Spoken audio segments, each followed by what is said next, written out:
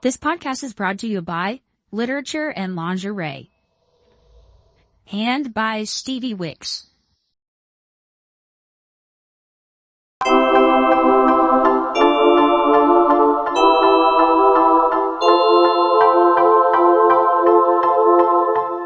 Excuse me.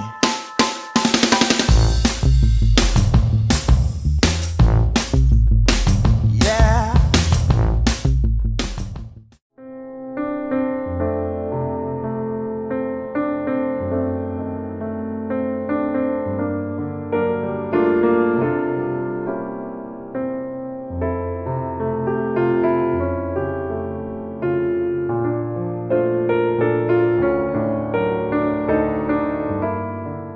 All right. Let's talk about all this love and junk. Love and junk. Don't call it junk. I mean, it is junk, but for me, it's junk anyway. I'm No, that's single. yeah. Okay, so oddly enough, now you're the cynical one. Yeah. That's okay. I'm also the cynical one. You get cheated on enough, yeah. You become the cynical one. I mean, fair enough. I've been the cynical one. I've been there. Cynicism is just my default mode.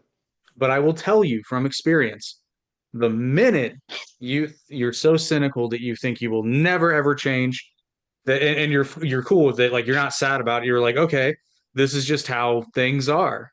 And that's when you meet the perfect person who's like, you're not human because you're not treating me like garbage, like literally everyone else has in the past. And it's a weird feeling at first because you're like, when are you going to screw up? It's coming. And it's not even like oh, you're a bad person. You're just like, everybody screws up.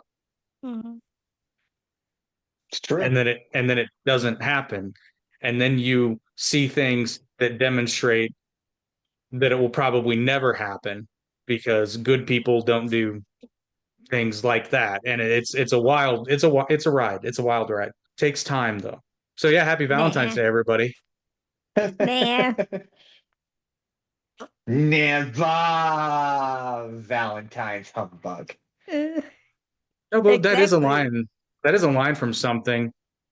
I can't remember what it is from though, where he's like, where some kid is like, I didn't know we were going to talk about love and junk. I wish I could remember what it was now, but I can't remember. Love and junk. Can picture it. I know the line. I know it's from something. Yeah, no, I know what you're referencing. Can't put a name to it for the life of me, but I know what you're referencing. Well, while he Hopefully looks it up, hopefully by well, the end of the podcast. while he looks it up, I will start this off by saying, "Hi, everybody, and welcome to this special Valentine's Day episode of the Your Broadway World podcast. Today, I have Jake and Justin with me. The problems. What are the problems? And so, with that, I say you've been warned, and I'm It sorry. was my New Year's I'm sorry. resolution to not be a problem this year. I think I already immediately failed. Yeah. Oh yeah, that ship sailed. Yeah. That ship sailed at like 12:02 a.m. on January 1st. Yeah. Oh yeah. Like Yeah. it was a nice dream, Yeah. It was. but it was never going to happen. Anyway, what are we talking about? What are we talking about today? Love and junk. Love and junk. Oh, I remember. And no, it's not from a major motion picture. It's actually from DBZ Abridged. Is it? It's actually the best movie they did, the Broly movie. It's the scene where Goku and Chi-Chi, Goku's in a suit and they're meeting the prospective Gohan's school. Oh And yeah. Goku's like, we need to get out of here so we can get the reception. I sat through that long, boring ceremony about love and junk, and now I want to eat. Love and junk. Incidentally, though, that's the marriage of Yajirobe and Korin, which is hilarious. Very funny subplot they added to those movies. That's so funny. You ever It's seen actually- what an old senzu bean diet does to a man? Or Bean likes Daddy. it. Maybe. They're a couple. It's Valentine's Day related. It is. It is. They're not They're a Disney though, so lovely they're not in couple. the running. Oh, they're not Especially, Disney. what's that other one? Lea Michelle's in it. Taylor Swift's in it. Taylor Lautner's in it. Is it a show? Or It's a movie. Uh, it's called Valentine's Day. That's what it's called. oh, okay. uh, Like Valentine's it, like Day.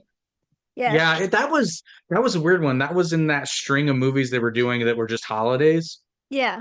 Like after the success of Love Actually, they're like, this works, and it doesn't. Oh And yeah. Taylor Swift plays like a ditz, A what?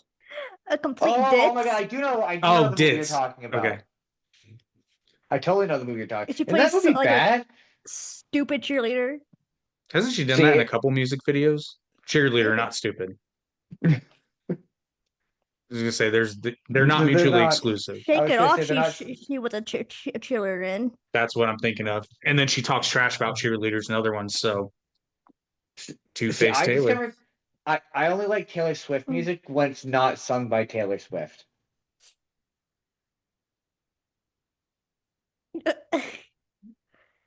Yeah, no, Come I again? know that. What?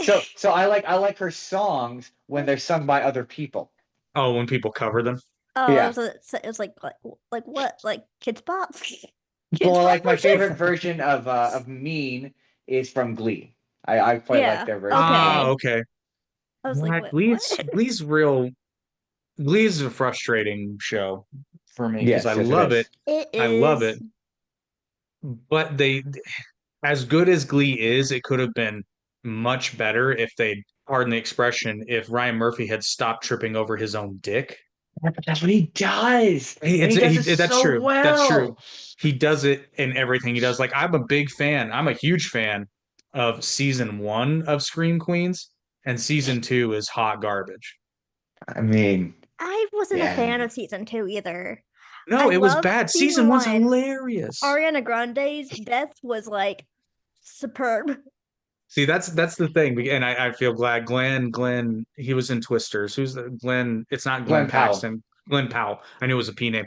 Yeah, like he's in season 1. That was the first time I saw him, was season 1 of Scream Queens, and I'm like instantly a fan because this dude is hilarious. Chad Radwell is, oh my god, He's fucking He's hilarious. so funny. I'm gonna have Good to. stuff. Yeah, Glee. Glee remains the one show I've ever rage quit and never finished. Wasn't Nick Jonas in one one of the episodes? Of Oh, I'm sure at some point. I of think. Glee. I don't know about Glee. No, of I- Scream Queens. Oh, Ooh, that Scream I- Queens, yes. yes, I believe it was. Yes. Yeah. Yes. Yeah. Okay. Now, Glee for me is so frustrating because the first 3 seasons are gold. There's very Yes. few things I complain about. I actually had okay, so I'm going to go on my Glee rant. Sorry, not sorry, because I believe I make a good point. So when Glee reached season 3 and the initial cast was set to graduate, the show had a choice to make. Mhm. And they could have gone what I've dubbed the Degrassi route, Mhm. which is the school is the center point. And not that you can't go outside of the school in stories, but the school is the main focus. Yeah. Or you choose to follow the people. And ostensibly you go away from the school and you follow Rachel and Kurt. You follow the main cast, and then Yeah, it becomes we kind tried of to like do they both. tried to do both, and it was horrible because they couldn't devote enough time to the new characters for us to actually give a shit. And Yeah. frankly, the absurdity of what was happening in New York City, like these kids are from Ohio, none of them are rich. No, it got. Okay, I maintain the first 13 episodes of Glee are some of the tightest satire I've ever seen. Like, especially at the time, see, we're gonna tie this back to Disney. High School Musical was massive at the time, and it is a masterful parody of High School Musical. That's what they set out to do. Yeah, that was their down, initial. down to like, Kurt is clearly supposed to be parodying Ryan. Like, Finn is the Zac Efron character. Rachel is clearly supposed to be like they're all parodies of characters from High School Musical, and that's gotten so lost over the years. I still maintain what they should have done. I think they should have followed the school. And what's cool is they could have gone. This is why I call it the Degrassi route, because Degrassi's been running for so long in various series, and technically they're spin-offs, but I don't consider them spin-offs. I consider them a continuation because it's at the same school, right? Mm. Like you're Canadian, you know more about Degrassi than I do, probably. I mean, it's here, but it's not. It's I'm set in familiar Canada. with it. I've never watched it. I'm not a big melodrama kind of guy. I can tolerate it to a point, and I was way more into it when I was younger. Now it's like Sure. I just can't. Yeah, but Degrassi is an institution. Like Drake was on it. Well, I'm given to understand that characters from like the original series came back as adult roles in I subsequent believe series, Drake, right? as an adult, has been on that show. Yes, yes, Yeah. I'm aware of that. But my whole thing is, and they eventually tried to circle back to it, like having Finn come back to co-coach the Glee Club and all that jazz. Yeah. But that was an unintentional joke. But my point. So I had an idea though, because the only other criticism I have of Glee is the fact that a show that claims to celebrate music had very little diversity when it came to music. I mean, wasn't that kind of a bit on that show though? Well, that's the other thing Ryan Murphy does is when he gets tired of a show, he just makes fun of it in the writing. And On the so, show, yeah. yeah, but not in a way that's kind of like tongue in cheek, wink, wink. Like it's just blatant, like they make fun of the fact that a subplot completely got unresolved, and they pretend like it's not there, but they know it was there. Like they acknowledge it on screen. It's a weird thing. But my idea was in one of the seasons you introduce at least two new characters, and I wanted somebody that was a fan of country and somebody that was like a legit metalhead. And you could have explored different genres of music. And I'm not saying you have to go nuts. Like you don't have to actually Slipknot would have been really cool. So that's probably a bad example. But like the metalhead could have brought in like mainstream alternate. I know this sounds stupid on its face. It's an oxymoron, but he could have brought in mainstream alternative rock, for example. Yeah. Like I think the most Yeah. extreme thing they did was Kiss. Like Yeah. I mean, hey, like we could have got some Metallica in there. I would consider them mainstream when it comes to yeah, metal. I would have taken Metallica. But see, the thing is, around one of those years, Disturbed released their cover of Sound of Silence, Yo, yeah, that's a good and cover. Yeah. that they could have done that though. They could have done that where the whole sort of like running storyline could have been like people not respecting him because well, metal's just noise, and especially because Will Schuster's great at putting his foot in his mouth, and this kid could have busted out a rendition of that cover, and then everybody could have been like, "Oh, this is music," because everybody seems to have Right? the same reaction to that cover when they see it. Like vocal coaches watch it and they're like, "This is amazing," and I'm like, "Yeah, it's been amazing since 2000. I just don't know where you people have been." Right? That album is genuinely very good. Disney, we're being the problem, Jake. Disney Well, no, couples. I'm circling back in, Oh, and then the country kid that could have been a lot of fun that could have. Well, I because you mean, could have yeah. because I mean, country's big. I don't always get it, but country is a thing that exists. See, I like country music, so like I don't hate it. I never I'm got the not beef. I'm not in the real honky tonk shit, but Nah, I man, can the honky the appreciate it. tonkier the better.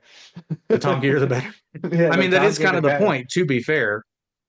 To be fair though, my family is they're from the Canadian equivalent to the Deep South. Up in Ontario. So like I got a real hillbilly background. So like that might have That something to do with is, it. yeah. That's really interesting though, because people who don't know, Northern Canada, the further north you go, it does seem that it becomes more like the southern United States. It really, yeah, like It's just like this weird middle ground that's like super metropolitan between the two countries, and then it just yeah, spreads out. like swamp people. It's very yeah. My great uncle would sit around with without a shirt on, play like it was really funny from Yeah. real hillbilly stock, eh? Anyway, yeah. So what are what are we doing here, Haley? We're becoming the problem. We've been the problem. I've been the problem. I'll stop. You've been the problem since we all met. Yeah, That's fair. that's fair. That's fair hit. That's fair. Sad thing is that I wouldn't have it any other way. Haha. That's why you keep inviting us. See, at some point, it's your fault. It's true. Like first time, I'll give you that. You know what? That's a pass. You know what we're about. You know what we're doing. You're lucky I love you both. It's the Valentine's Day episode. We're in the Valentine's Day spirit. It's nothing but So- love and junk. And I'm the junk. Mental junk. Get your head out of the gutter, people. Come on now. We're talking about Disney couples. This is a PG rated episode. Don't Oh. tell me that. Tell him that. Hey, at least I said junk. And junk. Oh my god. So yes, Disney couples. So is Yeah. this like Disney couples. so these are I'm assuming that we're talking about the good like we're talking about discussing, debating, and or rating like the good Disney couples. Obviously Yes. not the bad ones. Yes. What's the bad Gotcha. ones? Oh, there are some horrendously bad Disney couples. Oh my God. There's so many bad ones. I mean, name one. Well, Anna and Hans for one. To be fair, they're brief, but Are they are do they, are they I was they, gonna say, can you even qualify them as a couple? Mhm. At one point they are technically engaged. that is true. That is true. Technically. I was Googling a list for this episode, and Elsa's on there, but like for Elsa it says NA. See, Which is for weird. Elsa, she's going to turn out to be a big old lesbian because they've just been beating around the bush on that one. Ooh, See, I I didn't mean that. disagree. I I said think that, and then I didn't mean that's an it. unfortunate turn of phrase. No, I think Elsa's going to turn out to be asexual, actually. You think? She, Well, they've she, been. she she has It, many, many more. Again, I'm no psychologist, but from what I can tell, from what I can see and infer, she has many more traits of an asexual person rather than someone who is gay or bisexual. she was supposed to have one in the second one, and they cut it. See, For, they say that, and I don't buy it because her character just doesn't behave that way. She's never shown any attraction to anyone, much less a man or a woman. I mean, hey, at least she didn't fall in love with the first man she met. I mean, fair enough, fair enough. Hey, Anna didn't fall in Maybe love with she and the. Olaf, maybe she and Olaf have that agreement where, like, once they're both 40, and if they're not married, they just look at each other like, Eh, eh. I Sorry to mean, we pull live anyway. together. We live together anyway. I mean, you need me to live, so Right, it's right. kind of a Wouldn't thing. that be weird? Because he's a snowman. I don't think. He's a magic snowman. He's a Yeah, but I magic don't think. snowman. He Never gives mind. I'm warm gonna get really hugs. weird if I He ask this gets question. warm I'm gonna ups. never mind. He gives warm Justin. hugs. No, head out of gutter. No, I It's know a where the line from the movie. What do you want from me? Justin. I didn't imply anything. You inferred it. I didn't imply it. I'm not saying they're gonna get married. I'm just saying I'm just wondering if they have that agreement. Like, and I don't know, it's 2025, maybe 45 is the new 40. I don't know. I mean, hey, Anna fell in love with the second man she I was met. So gonna I was gonna apply something else, but I didn't want to. Yeah, let's not. Let's not talk about the carrot in the room. the carrot in the room. I mean, Jordan went when I mentioned I was doing Disney couples. His first thing was Aladdin and Jasmine are clearly the most superior. But then he followed all relationships that start off with a lie. They don't really tend to work out that great. Aladdin and Jasmine become a good, and actually, it's funny because are you guys familiar with cinema therapy on YouTube? Mhm. I was gonna say they've done this. Yes. They've done this before. First of all, love most of what you guys do. Some of it I kind of disagree with, but you're a therapist and a filmmaker, so everybody gets to have a perspective. But overall, love what they do. It's very entertaining. Actually, their Zootopia episode is extremely insightful and made me rethink some things. So, Well, I but mean, that is an incredibly insightful movie. it really is, and it's very easy to take it at surface level. But they're not a couple, so we're not talking about them. I See, mean, they're kind of couple. They're partners. They're not And depending on which part of the internet you exist police on, they're partners. theoretically a couple. Oh, okay. Well, my if we're doing fan fiction, everybody's up for grabs. I mean, one of my top 10 is Princess Tiana and Naveen. There's great chemistry, great story arc, and I don't disagree with that because they No, had to it's work good. for it. They had Yeah. to work for it, which I appreciate. Well, here's the only reason I don't disagree, but the only thought I want to bring up is technically Naveen is the only one who really changes. Tiana basically stays the same. She just kind of gets over herself a little bit, A not a little lot. bit.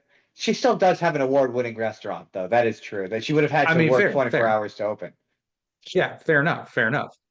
So they're a good couple eventually, and it's good Naveen changes. It's a good lesson to learn.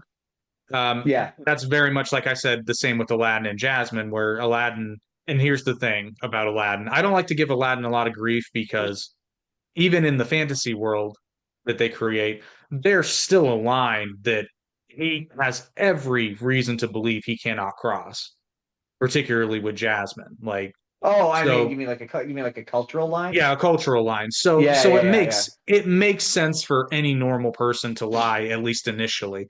Now, where he falls short is when it becomes pretty obvious that Jasmine's onto him and he doesn't come clean even after that. Yeah. That's kind of where I think she would have forgiven him at that point because of that cultural line too. Oh, that's sort of why I like. Oh, this might be a blasphemous thing to say on this podcast. I kind of like the live action remake because they take a bit more time. It's not just like they meet, bam, immediate in love. There's a bit more development into that relationship, and I like that. Um, that it wasn't so immediate. There was a bit more delay to it. That will be the only nice thing I say about that movie. I'm gonna argue with the relationship. I think you got a There's point other there. that those movies I maintain are good when they're different, they're bad when they're not. That's it. That's it. Well, too bad they all suck, except apparently Cinderella. I hear good things about Cinderella. I thought It's Cinderella was good. really I thought that movie was really funny. There's a I don't know if it's James Corden. It might not be James Corden, but there's a line in that movie that where the goose gets turned into a driver, and just his delivery, it just made me laugh. I thought it was really funny. Oh, are you The, talking about the other Cinderella? Because there's like a couple Cinderellas. There's the one with Camille Cabello that they just did like a couple years ago on I think like that's the one. Apple. Yeah, No, no, not Apple. This is the Disney one. Disney. Yeah, Or it's a Disney one. like the official Disney live action remake, because I know Yeah, Brandy did one Yeah, years ago, that which I one. also heard was good. it's That very that one good. was I've not that's seen it, but yeah, that one's legit. That I thought there was jokes in the Disney one that made me laugh. Of the Disney remakes, I thought it was the least bad. that's not a high bar. No, it's not a high bar. My see the Disney princess couples. All of my favorite version of those couplings are all from Once Upon a Time. So like the Prince Charming and the Snow White, they're my favorite version of Prince Charming and Snow White. So it's still technically Disney, but a bunch. They're a good couple. The only thing I don't like about them is both of them, and I'm sure this is direction. This has nothing to do with the actors because they're marvelous people.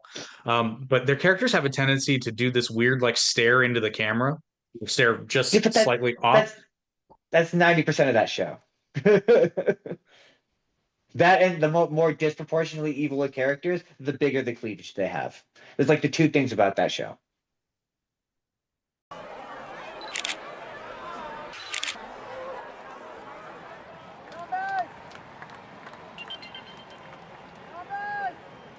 You make me wanna. Hello. Welcome to Wholesome Monday. Poetry Thursday. Wholesome Monday. Poetry Thursday. Welcome to literature. Sorry, wow.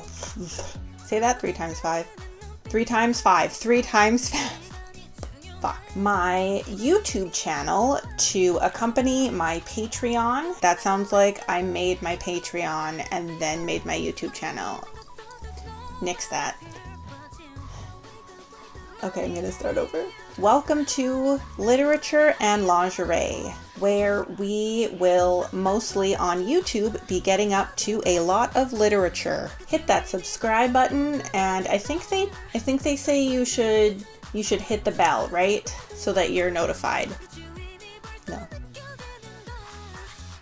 I probably should have vetted that. I mean, it was 1888, so what do I expect? Edgar, what the hell? This strap.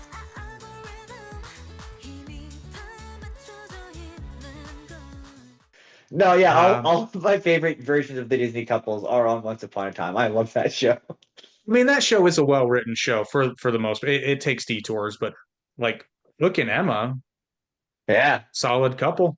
Yeah, that is a see, I Yeah. think it counts. It's Disney. It's produced by It is Disney. It Disney. counts. It's not even technically Disney because it's a show produced by ABC using Disney characters. So My favorite version of Cruella de Vil is on that show. I love her that version of that character because they do the whole thing where they make you think she's like every other character on that show and that she has this tragic backstory and that she's a nuanced character and then they completely rug pull you and they subvert you and like nah, she's just a bleeding psychopath. And I like just beautiful writing. Loved it so much. Well, yeah, I quite enjoy that show. I'm just going to go ahead and share my pick, who I believe might actually be the best, certainly what represents a good couple in Okay. any Disney film or franchise. Pacha and Chicha from The Emperor's New Groove. Oh Yeah. yeah. Ooh, Yeah. that's good. That's a good one. She I just mean, immediately supports. Doesn't even ask questions. okay, and here's the thing. So I've heard actually not many people say this because frankly, I don't know how you could come to the opinion that she does so without intelligence. She does so because she trusts Pacha Exactly. and Yeah, they just good she knows that communication. there's a reason why he can't lay it out.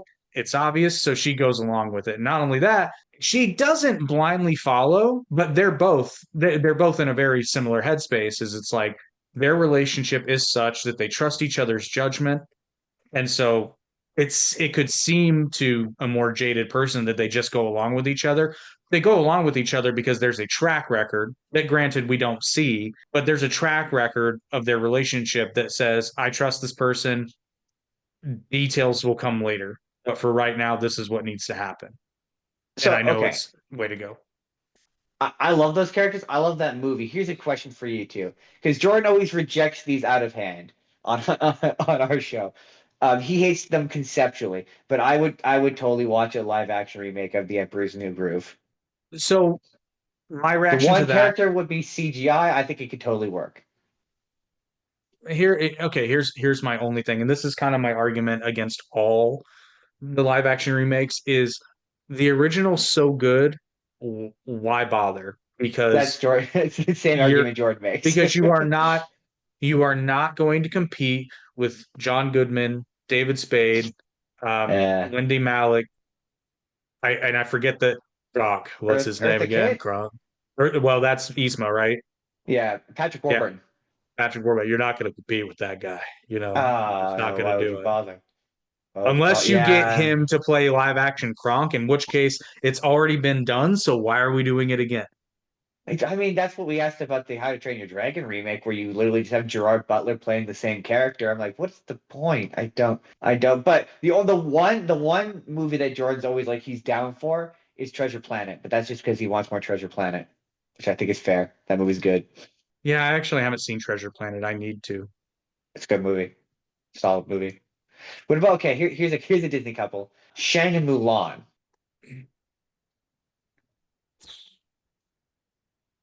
I don't consider them a couple. Really? Well, okay. Have you seen Okay, Mulan 2 though? okay. To be fair, no. Okay, that's a valid point. Because my argument was going to be that they're only technically a couple at the end of Mulan, and technically they haven't. Technically, he just comes to dinner. They haven't actually established. But Mulan 2, yes, I forgot about Mulan 2, which I have not seen. So Mulan, yeah, they're very much a couple that the entire conflict. It's one of those movies that the entire conflict of this movie could be resolved if they had a 5 minute conversation, which they do. And then the minute they do have a 5 minute conversation, the conflict of the movie is immediately resolved. Which like I appreciate it. I was like, once they actually sat down and like talked it out like mature adults, no more problems. and the reason that works in Mulan because something that is something I would normally pick apart narratively is that all they had to do was sit on top for 5 minutes. There's a cultural reason why they can't just sit down and have that conversation that's established in the movie. Oh, well, yeah. In the case of Mulan, oh, very much so. Yeah, yeah, yeah. Yeah, and that's why it's good because the conflict arises from that to a point. There's a tad too much like they would just she's a woman that just permeates that second movie that yeah also just the moment where Sean realizes he's not gay will always be funny. Oh, she's a woman. Oh, thank God.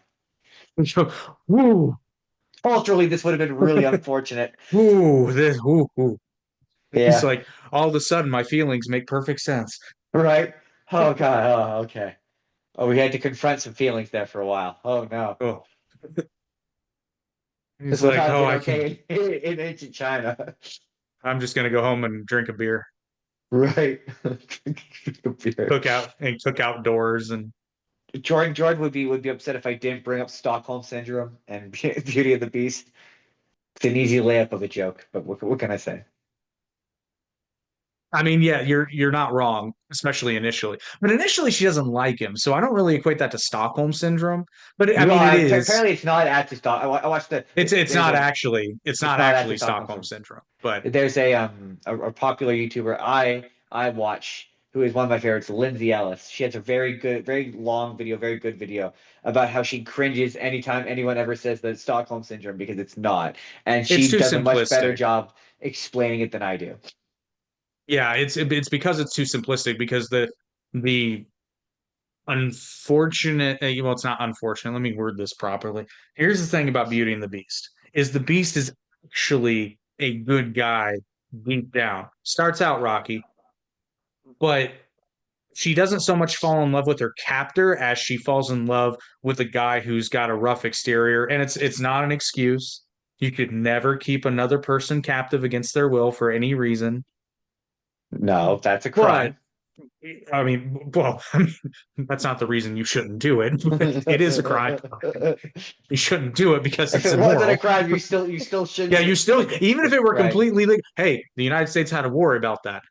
Still shouldn't do it. Not a good thing under any circumstances. Except there's going to be somebody comments, well, what if they want it? Then it's consensual and it's no longer kidnapping. Right. Then it's make pretend. It's fake pretend. And this movie's animated, so it's okay. No crimes were Gets a committed in pass. the production of this film. Some wolves got their shit rocked, but they were animated wolves, so it's okay. It's all okay. They animated deserved it.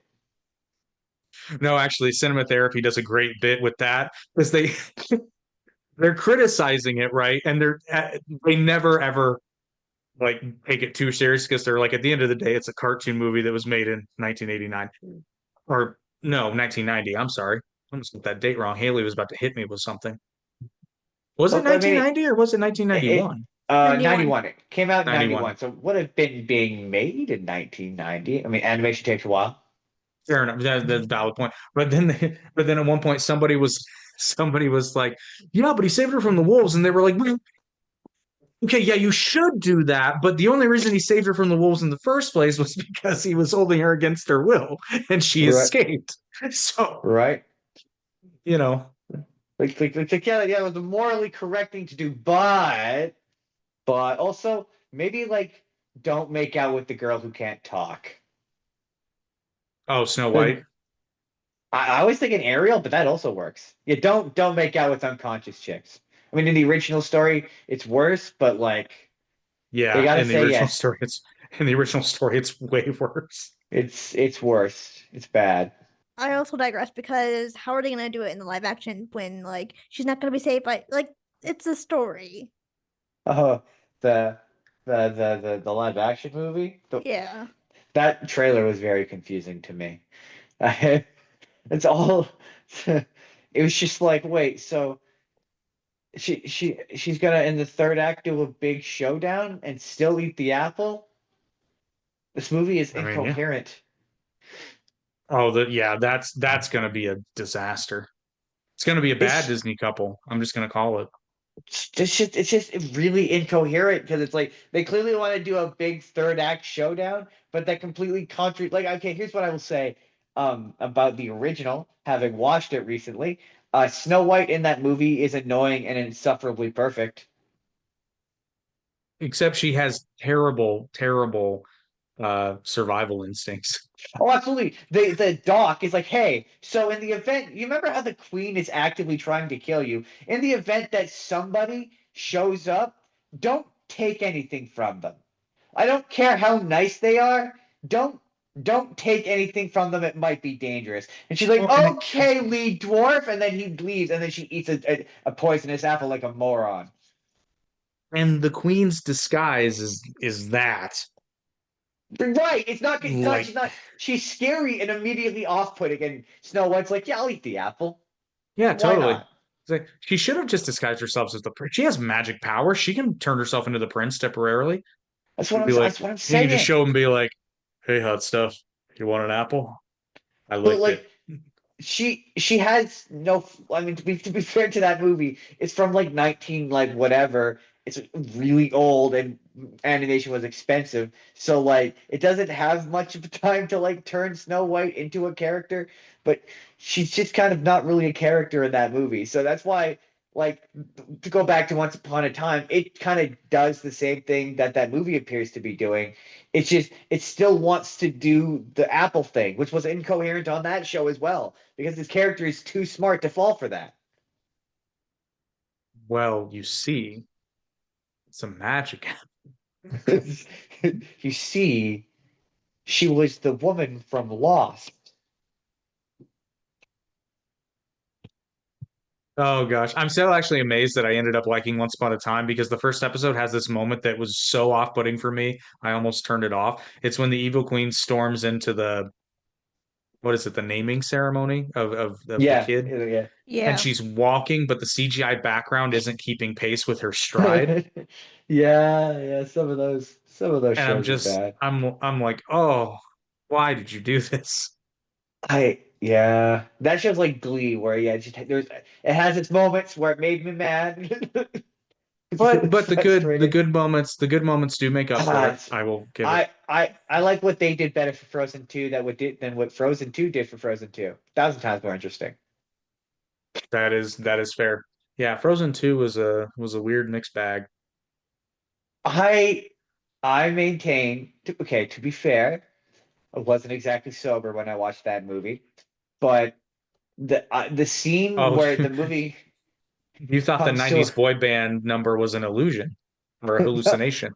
no, the one that made me laugh was when the movie comes to a grinding halt, so the characters can play charades. Like the movie just full bore stops in its tracks, so Olaf can reenact the events of the first movie for the people who didn't watch the first movie for some reason and who are watching the second one. Yes, Very funny. because you are very likely to watch a film entitled Frozen 2 without having seen the previous film And entitled then Frozen. and of course Disney beat that bit into the ground by doing it a billion times on Disney Plus. But anyway, I digress. That movie made me laugh. Yeah, Lost in the Woods, I maintain, is one of the funniest things I've ever seen. Like that scene is so funny My only issue because with it, it's a funny bit, like it's a great joke, but it causes a tonal shift in the movie that just completely took me out of the narrative.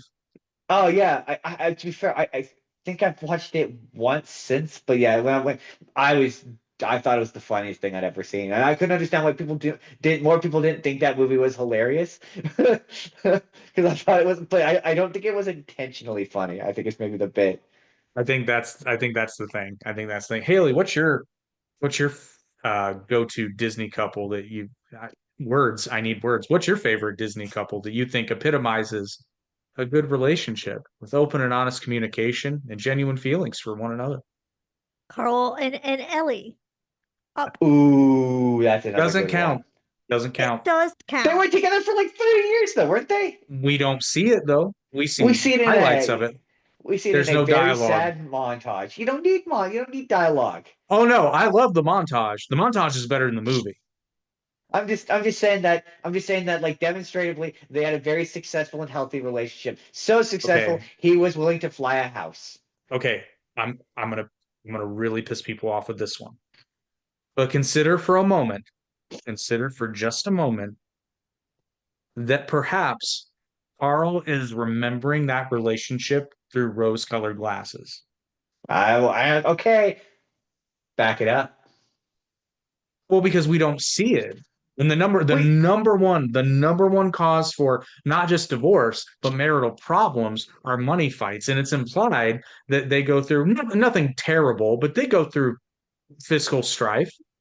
I mean, And are but you doesn't you're telling me with a straight face that at no point in their relationship, Ellie didn't just come in and be like, you know what, Carl? It would be nice to, be able to go on that adventure, but somebody decided their life's work was to make fucking balloon animals. I have a real job, Carl. I am a zoologist. I'm a zookeeper. I show kids cool shit. What do? You blow up rubber and form it into animal-esque shapes. Are you telling me they never once had that argument? okay. To be completely honest with you, it's been so long since I've seen. I'm really grasping at straws here. It's been so long. Is that why he had balloons to lift up his house? Was he an animal balloon guy? Is that are you being That was his facetious? Is that job. like that was legit his job? Oh my god! That was How his did I job at the zoo. Yeah. they both worked at the scene. My god, it's been so long since the scene up. This is embarrassing. I completely forgot that. Was she old when she died? I don't remember. Or did Yeah. she die young? She was old when she No, no, died. no, But no, yeah, no. She was old. so they were together for like what 50 years. But Yeah, they but that didn't might go have on been that for trip. religious reasons. We don't know. That's what I'm saying. I We mean, don't go that's into. true. That's true. Carl could be a devoted Catholic. Yeah, and then like Ellie's family just laid the seeds of guilt in her young. So I mean, he did in the last up thing they did before. Or I don't know if it was before he died, but she finally went on a date for after like 30 years, however many years. That was the plot of one of the more recent shorts. So it took him a while to get over it. So he remained faithful even after she died. Just saying, solid relationship. Completely agree. I just want to let everyone know I was really grasping at straws, and actually I can defeat my own argument because when Carl reaches the end of the adventure book, it's pretty clear that Ellie loved him so Yeah, much. Like it he. I mean, he was completely devastated. I mean, it was was all for entertainment purposes. And they're still, okay. So and I probably deserve it. I probably deserve the hate that I'm going to get in that comment section. Be like, you son of a bitch. hey, you can't get any worse hate than oh my god, what's their name? The Escapist podcast, who said that Cars 2 was better than Up. Oh That's why they're no, that's why they're famous. Cars 2 isn't even better than Cars. No, no. I actually rewatched that for the podcast. I actually didn't hate it as much as I did the first time. My question to that was if if that wasn't called Cars 2 and it was just called Cars: A Mater Adventure, would people hate that movie as much as they do? Because like the kids love Mater. Like they just love Mater. So Yeah, like I get it. I get it. I I didn't hate that movie. I just hated that it was No, Cars 2. Cars.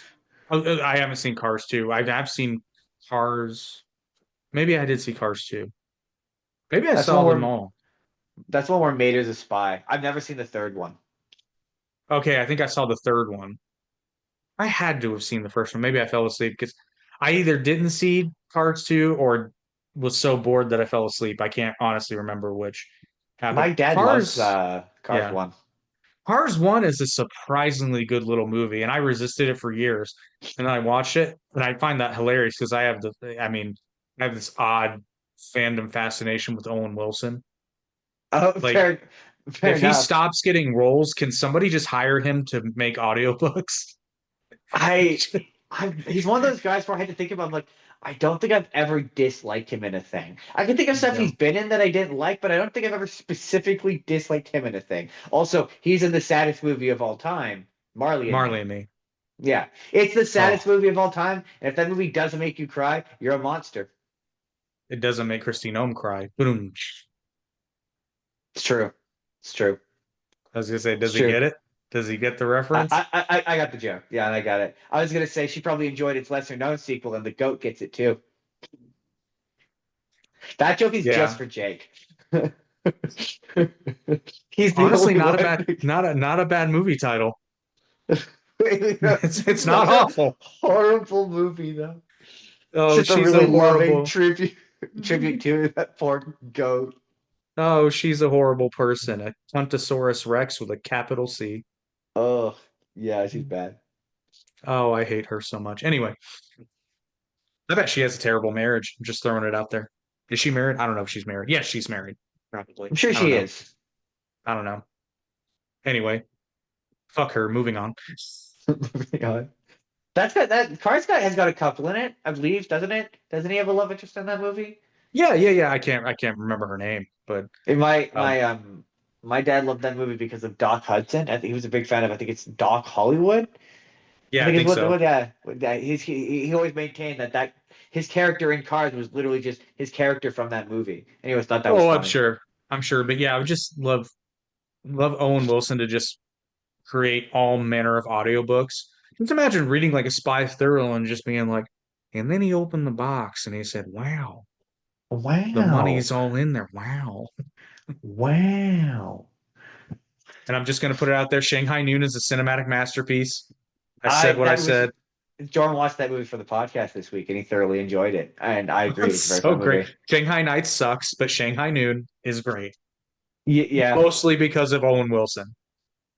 I mean, he's again never disliked him in anything. I mean, I'm a to be big fan fair, of, the movie is just Rush Hour, but in the Old West and with a white guy instead of Chris Tucker. But it's basically the same movie. Yeah, pretty much. Yeah.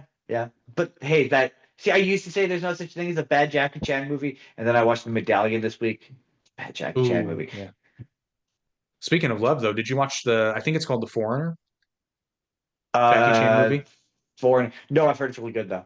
It's so good. List. It's so good. Really Don't fuck with Jackie Chan. That's all I'm saying. Yeah. Especially when he's old and grizzled. Yeah. He just gives zero fucks in that movie. Oh, man. He is, I don't want to say under. Well, I watched Drunken Master. Oh, if neither of you seen Drunken Master, you should absolutely. When you like Jackie Chan movies, you should absolutely watch Drunken Master because that movie's phenomenal. And watch me. I'm going to magically tie this back into Disney. Did you know that Jackie Chan not only provided the voice for Chang in the movie in China, but also sang the song? The song. I'll make a man out of you. Yeah, I always forget the title. He actually sang it in both Cantonese and Mandarin. He did. Because Jackie Chan is just that good. I know that because the DVD, because I'm old, the DVD had the music video of him singing on it. Which, if you've never seen the music video of him singing it, it's great. It's pretty solid. It's pretty solid. You want to? I almost tried to learn Mandarin just from watching that music video because I thought it was funny that he's saying because Jackie Chan was always in those goofy action movies. I had no idea he could sing, but he's apparently got quite an illustrious singing career in China. Mm-hmm. Hey, Haley and I might have to learn Mandarin if this whole TikTok thing doesn't pan out. It's gonna pan out. I know. Relax. It's just a joke. I mean, you can become a little bit more cultured and learn Mandarin or Cantonese, more than one language. Speaking of that, you guys watch. Keep a lookout because there's a new episode about the TikTok ban coming out soon. I just don't know when yet. Yeah, it's fair. When is that? What? How long do you guys have a total autocracy? Sorry, I'm just kidding. Well, I don't know. We'll see. Learn how to pronounce the word oligarchy. No, I'm kidding. I can, but don't ask me to spell it. I'm just picturing Elmo on Sesame Street being kids. Can you say oligarchy? To be fair, that won't happen because they'll just cut the funding for PBS before that happens. I mean, Mitt Romney tried that and he lost the presidency. That's all I'm saying. I'm not saying it's connected. Yeah, but I'm not saying they're connected. They're not connected because Mitt Romney lost the presidency because he is a nothing burger, not because he tried to take away PBS. That is true. He just got up there and he was just like, he's about as threatening as Joe Biden in half the volume. So he just gets up and he's like, yeah, it's true. Hey, why are we paying for PBS? And everybody said, fuck you. Anyway, Disney. Haley, did you say your favorite couple? Yeah. Or did we hijack your show again? Did I? Yeah, you said Elliot and Carl from Up. Oh, right. Yes, yeah. And then I tried to create controversy. And I think they're a great couple. I think they were cute. They were a great couple. They're a great couple. Yes, I'm going to be that guy. I'm going to be that guy. A side conversation for a minute. My sister's at the show, and they're so close. What show? Lion King. Oh, she went too? Yeah, she just went tonight. How about a shout out for Simba and Nala? Yeah, that was my number 2. My favorite, Justin, you'll appreciate this. It's my favorite thing about the Lion King. Actually, only has to do with the still frame from the movie and a Jordan Peterson lecture. He actually does. So actually, if you haven't seen it, Jordan Peterson does some fascinating deep dives of Disney films, and one of them is Pinocchio. Oh, it makes you rethink that whole movie in a good way. But I I love feel how like I've seen these. he brings up the shot of Nala when she's looking at Simba with the fuck me eyes. Everybody knows what I'm Yes, talking about. And it's on yeah. he's in a college classroom, and this frame from the film is on his projector screen, and he says he's like, and she gives him this look, right? And we all know what that look means. I have seen that clip. That clip's funny. The clip is I funny. mean, no, solid couple. Solid couple. But again, Simba starts out being kind of a dick, but I honestly, mean, most relationships start out that way to a certain that's. extent. I mean, he's got his whole song called "Look at Me, I'm Awesome." So, oh, that's not what it's called. Oh, it had a different name. Just I can't wait to just be want king. to be the one. Yeah, I just can't wait to be king. I just can't wait. I'm the shit. You should love me. That's what it's called, right? My shit don't stink, peasants. Or I gotta B say, flat. I'm the baby. I'm the baby. Gotta love me. Hey, you don't say an unkind word about that song. I kind of Hey, gotta do a shameless plug though because that show was amazing. Like the animals actually go into the aisles. oh, the Oh, Lion the King. Lion King. Wow, Yeah, totally thought you were Yeah, talking that's about good. dinosaurs. I'm like, that show was amazing for That show different was reasons. amazing. But but I've like never seen it. I've never seen it. Not dinosaurs. The Lion King. I've the always wanted to the watch Lion that. King was awesome. The animals go down the aisles and Yeah, onto the stage. yeah, it I hear is. it's amazing. I hear it's incredible. Having only seen clips of the Beauty and the Beast one, so I can't see. I watched a bootleg of the Aladdin one, but the Lion King one is the only one I like. I thought the Aladdin one was horrendous. I thought it was genuinely very bad. Really? Oh, I saw both Aladdin and Beauty and the Beast on Broadway. And fun fact, the musical number of Beauty and the Beast that I hate, just I hate it so much, is Be Our Guest. But on stage, it's awesome. I I found that the Aladdin it was really pantomiming for me, where I it mean, just kind of. It's just the movie. yeah, but like it gave me real community theater vibes. It just for a Broadway production, I'm like, if I paid like $100 to see this, I'd be like, this theme park, the theme park show they do is better. The only thing I liked Okay, about thanks for the ruining only Aladdin on Broadway for me. well, Dick. okay, I will say I liked how they took there's a song that was on the soundtrack that was a demo called High Adventure that I really like that they do on the Broadway version that I really like in the Broadway version. And also I like the genie. I like what they did with the genie. Yeah, the genie was Compliment fun. But sandwich. speaking of shameless plugs, fellas, specifically the fellas out there, listen, Valentine's Day is coming up. You don't have your gift yet. At least if you're heterosexual, you don't have your gift yet. You need to get your gift. All you gay fellas, you probably had this It's locked not the down. 27th. Of course they don't have it. You're probably anyway. Fortunately, part of your Broadway World and RT Media have a solution for you, our friends at Stevie Wicks. Listen, nobody dislikes getting a candle, especially one that smells amazing, right, Haley? I can Every attest to time, that. every time Mhm. you get your Stevie Wicks box, you're real Exactly. excited. Yes. I got So, I got a candle for my birthday once. I loved it. It's sitting by my front door right now, in fact. but did you fall in love with it? No, I cannot say that I did. Just say yes and we'll move on. Yes, I absolutely did. Even though you don't know who it was from, it gave you Stockholm syndrome. And Absolutely, yeah. now you're like, He's just I must find the person who gave me this candle, and I'll do it by matching their shoe to them. Anyway, steviewicks.com, use promo code Broadway and you save 10%. So you can even be a cheap fuck about it. Get your significant other a Valentine's Day candle that they will never forget. And they have other candles too, including some Wicked inspired candles, which are now available on the site because I just gave myself a deadline at the time of this recording. So by the time you're seeing this, we're doing time travel. See, we're doing time travel. So by the time you see this, candles will be on the website, even though as of right now, when we're recording this, they're not. But I've just given myself a deadline. So future Jake is going to be mad at past Jake. But your future self won't be mad at the past you because you're going to log on after you watch this podcast to steviewicks.com, use promo code Broadway, save 10%, and get your Valentine's Day candle, including, which this is my recommendation personally, if you're in a couple, is the little piece of my heart set.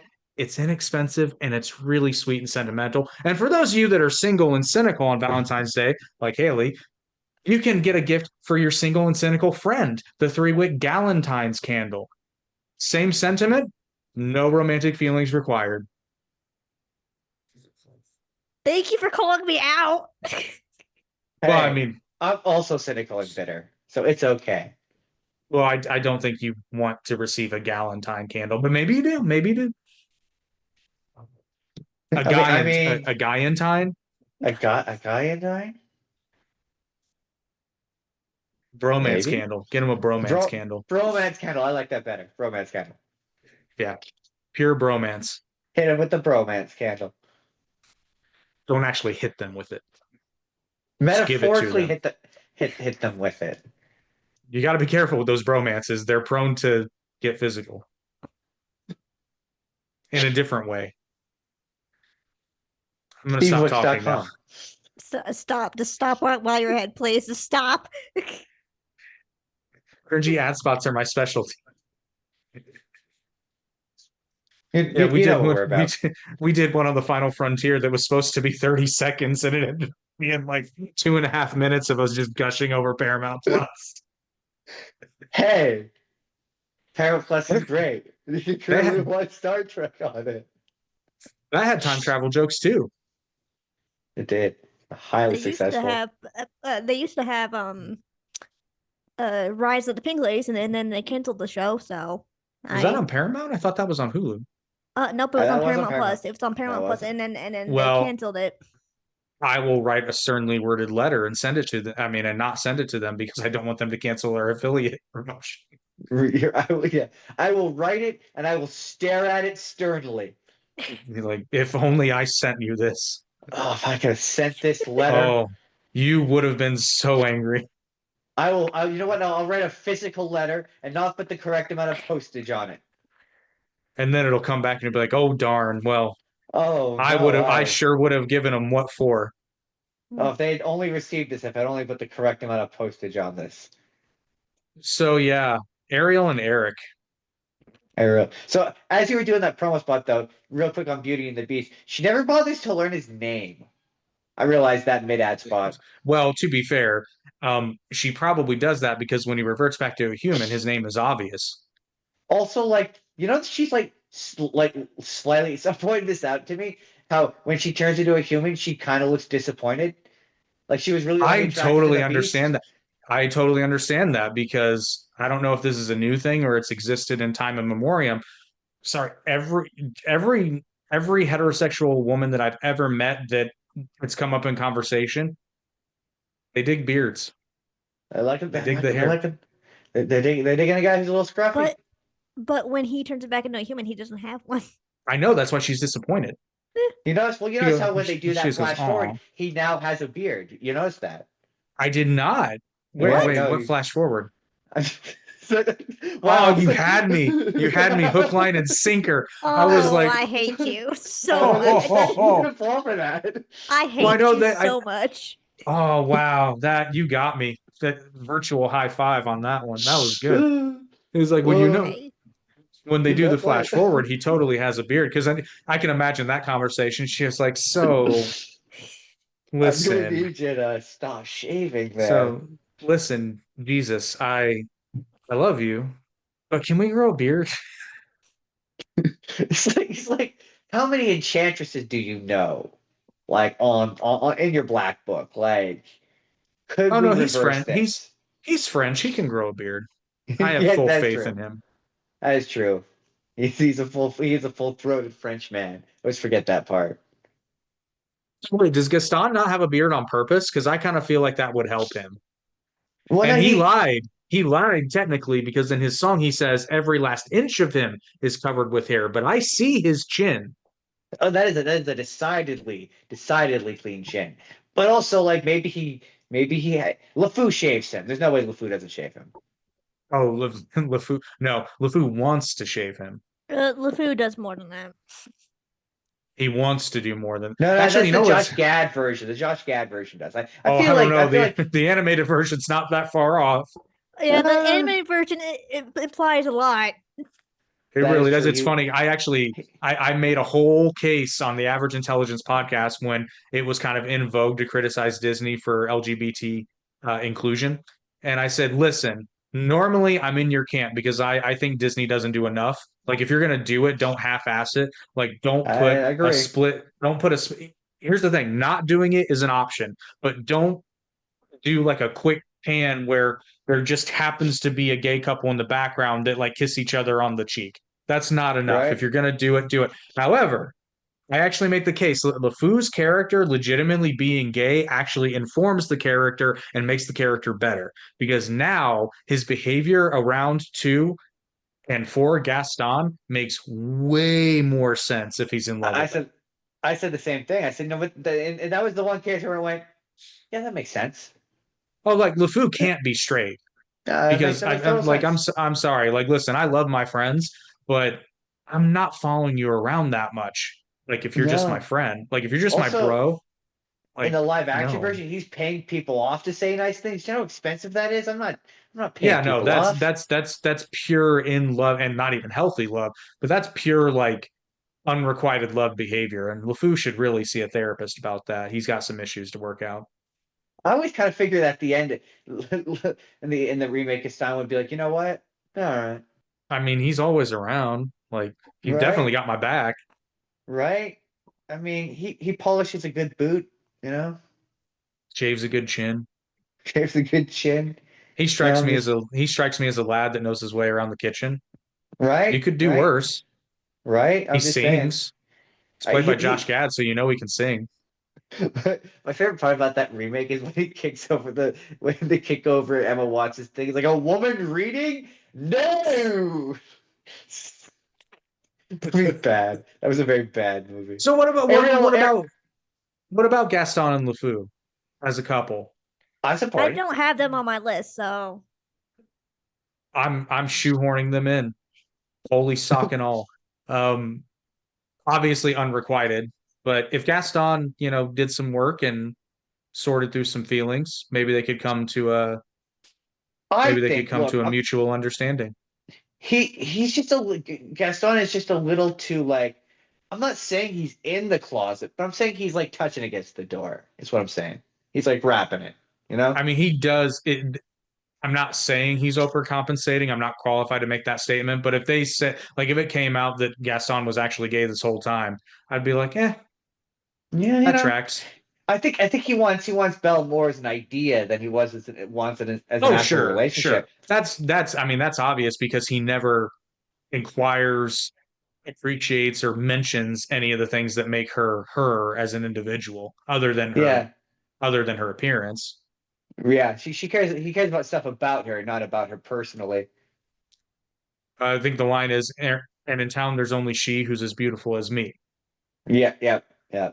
So yeah, that's a good relationship that does not make. It can be a start, a very, very brief and immediate start, but It's true.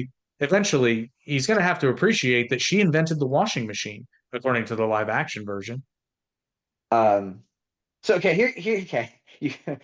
Eric and Ariel. Here's my question about Eric and Ariel because and this is it. I have a real life anecdote about this. So I used to work with a woman who she was ESL. She was an Indian woman, didn't speak very good English, but she was married to a white fellow, Canadian. And I was like, how do you maintain a relationship with a person you can't talk to? Bam, there we go, related. How do you begin a relationship with someone who you can't have a conversation with? That's like part of it for me. Yeah, okay. So going back to Eric and Ariel, I mean, to be fair, we're assuming that sign language doesn't exist, right? But we know Ariel can write. We know for a fact. True, We see her do it. So true. why do you not just write shit? Huh. Can she write in English though? Is that again been a I while mean, since I've seen Little Mermaid? she at least uses the same alphabet, and Eric's a prince. So, like, let's just for shits and giggles, let's say that she writes in a different language, right? Yeah, He has access to smart people. I could eventually, or she can draw pictures.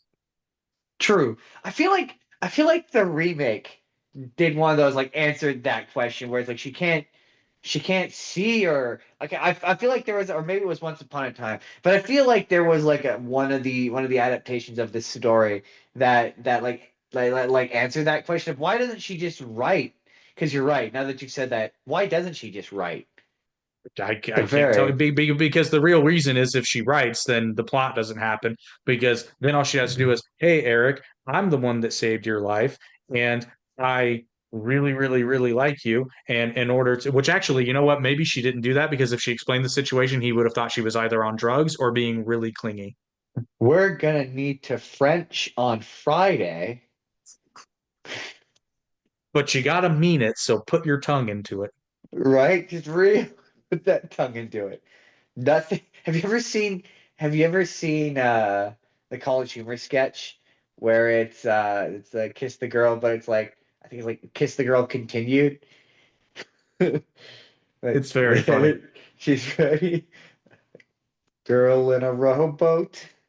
No, I can actually speak to that somewhat because while like and I've had bilingual relationships before, and while it's like it's not that I understand none of the language, but there is a language barrier that thankfully today we have translators on our phones, so when you're really screwed, True. you can use it. But like that's a thing that plenty of people have had to overcome, language barriers and whatnot. So That is that's a true. thing. And love can transcend language. It absolutely can. I've seen it. What it can't transcend is an evil sea witch. I Actually, mean, it technically, it can. can. You just got to It impale her can. with a ship. That is true. Just That stab is her true. right in Don't the. even get me started on that because I'm still mad that they kind of changed that in the live action. I'm mad too, and the reason being is because by the end of that movie, they actually have a really solid relationship, and they're both willing to sacrifice for each other. Because very few people talk about how many bravery points Eric should get at the end of the animated movie, because that dude jumps in a boat against a giant octopus woman and is just like, fuck it, I'm going to stab her with a wooden boat. I don't know if this is going to work. And if it doesn't work, I'm going to die because I apparently can't swim. No, he can't swim. He rescued the dog. Um, but like, I'm in the middle of the ocean. I will drown and probably die if this gamble doesn't work. And I'm See, doing it to save the woman that I love. he's my favorite Disney prince because he's Spider-Man. So that's for those of you who don't know, Wow. Prince Eric is played by Christopher Daniel Barnes, who also plays Spider-Man. So he's Yes. Spider-Man. That is a solid. That explains some of his acrobatics. He's also I believe was on the Brady Bunch as well.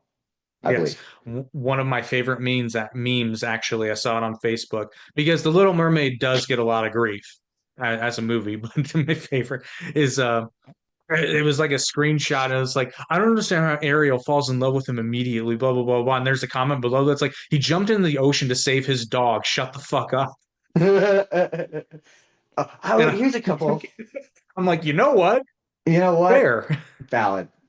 Here's a movie I talked about on the show that I didn't realize was part of the Disney Renaissance, but it totally has a couple in it, and that's the Rescuers Down Under. The Rescuers, Bernard and Oh, Miss Bernardo Bianca. Bianca, very solid couple from the Yeah, beginning. they get engaged at the end of that second movie, which I always thought was straight to DVD. My whole childhood, I thought Nope. Rescuers Down Under was straight to DVD. I had no idea. It's part of the Disney Renaissance. It's It the is. second movie in the Disney Renaissance. Had no clue. Learned that for the Oh, show. yes, it This is is. why I It love is. doing this. Yes, Learning shit like absolutely is. that. Here's a fun fact for you too. I saw the Rescuers Down Under years before I saw the Rescuers. Yeah, I didn't same. know the rescue. I Same. didn't know the Rescuers existed. No, And not and until I'm I over read. here. Yeah, and I'm over here like, why do Bernard and Bianca look different? Yeah. Having no But is idea it? that it was from the 70s. It's the same voice cast though. Like almost Yeah, all it of is. the voice cast came back. Yeah, Bob Newhart Um, and it's right before he. It's like the last thing. I believe it's the last thing she did before she died, if I you're recall. right. Yes, they didn't. But I mean, I'm just saying, Jake's a solid character in that movie. I mean, yeah. Well, she's the main as far as that universe is concerned. I believe. Okay, wait. Have you seen the first one? Yes, Is there an explanation in that first one as to why humans can understand the animals talking, or is that just part of that universe? I think it's just part of the universe. Because that was a thing in the second one where like the kids talking to the animals, and I'm like, is that just a thing that can happen in this universe, or I'm like, is this just an unexplained thing? I was confused and I couldn't be bothered to Google it.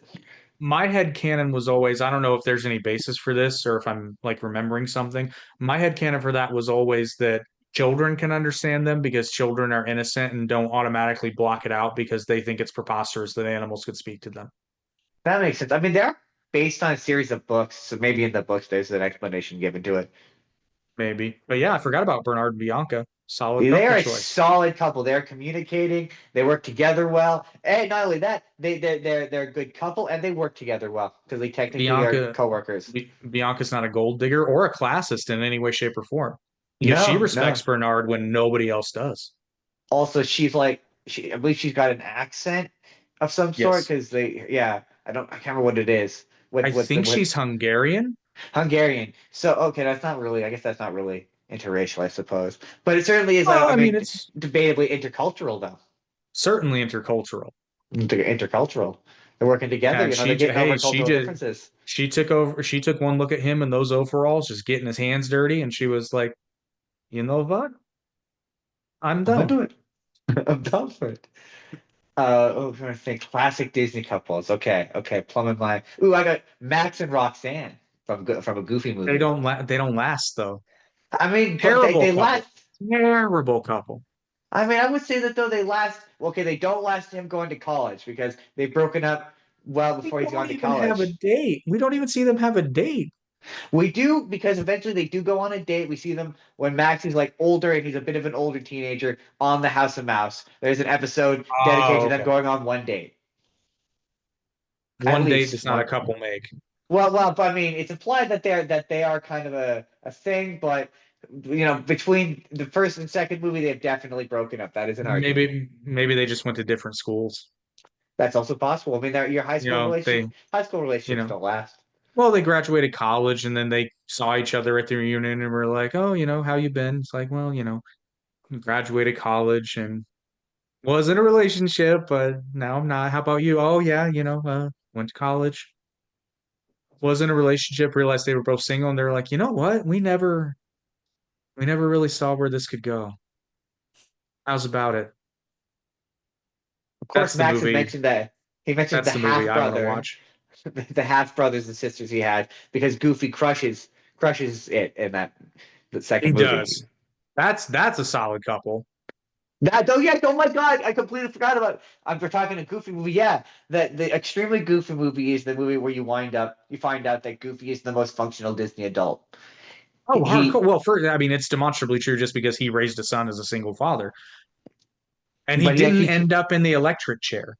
he didn't wind up in the electric chair. Goofy realizes that he doesn't have the applicable skills he needs to proceed in the career, so he quits his job, goes to school, gets straight A's, develops a relationship. Seriously, like his relationship drama is never a point of contention or drama in that movie ever. It is a solid relationship from beginning to end. And he doesn't have to lie about who he is and how much No, he likes Mambo. she likes him for who he is. Yeah. See, that's the So, thing. Your flavor will be somebody's favorite flavor right? out there. And I'm just saying, as far as like goofy dog people are concerned, I'm just saying she's not bad looking, is what I'm saying. She's not bad looking, Every dog has his day. right? Goofy's just took a minute. No But big like deal. that movie to me is like I joke, but it's very funny how there's never a moment where you think they're gonna break up. Like No, his no. relationship with that woman in that movie is never a part of the drama of that movie. It's an entirely movie based upon his relationship to Max, and that's just kind of incredible to me. Like he does his taxes on time. Like you know it. You know he does. Well, one year I was tempted to take an extra deduction, but I just didn't feel right, Max. Also, it's me and Jordan's headcanon that he slept with Goofy slept with Pete's wife when they were in high school. Oh, past that. There Oh, was a you, oh, thing. you, Pistol's his kid. you think Pistol's his kid? Oh, I think Pistol's his kid.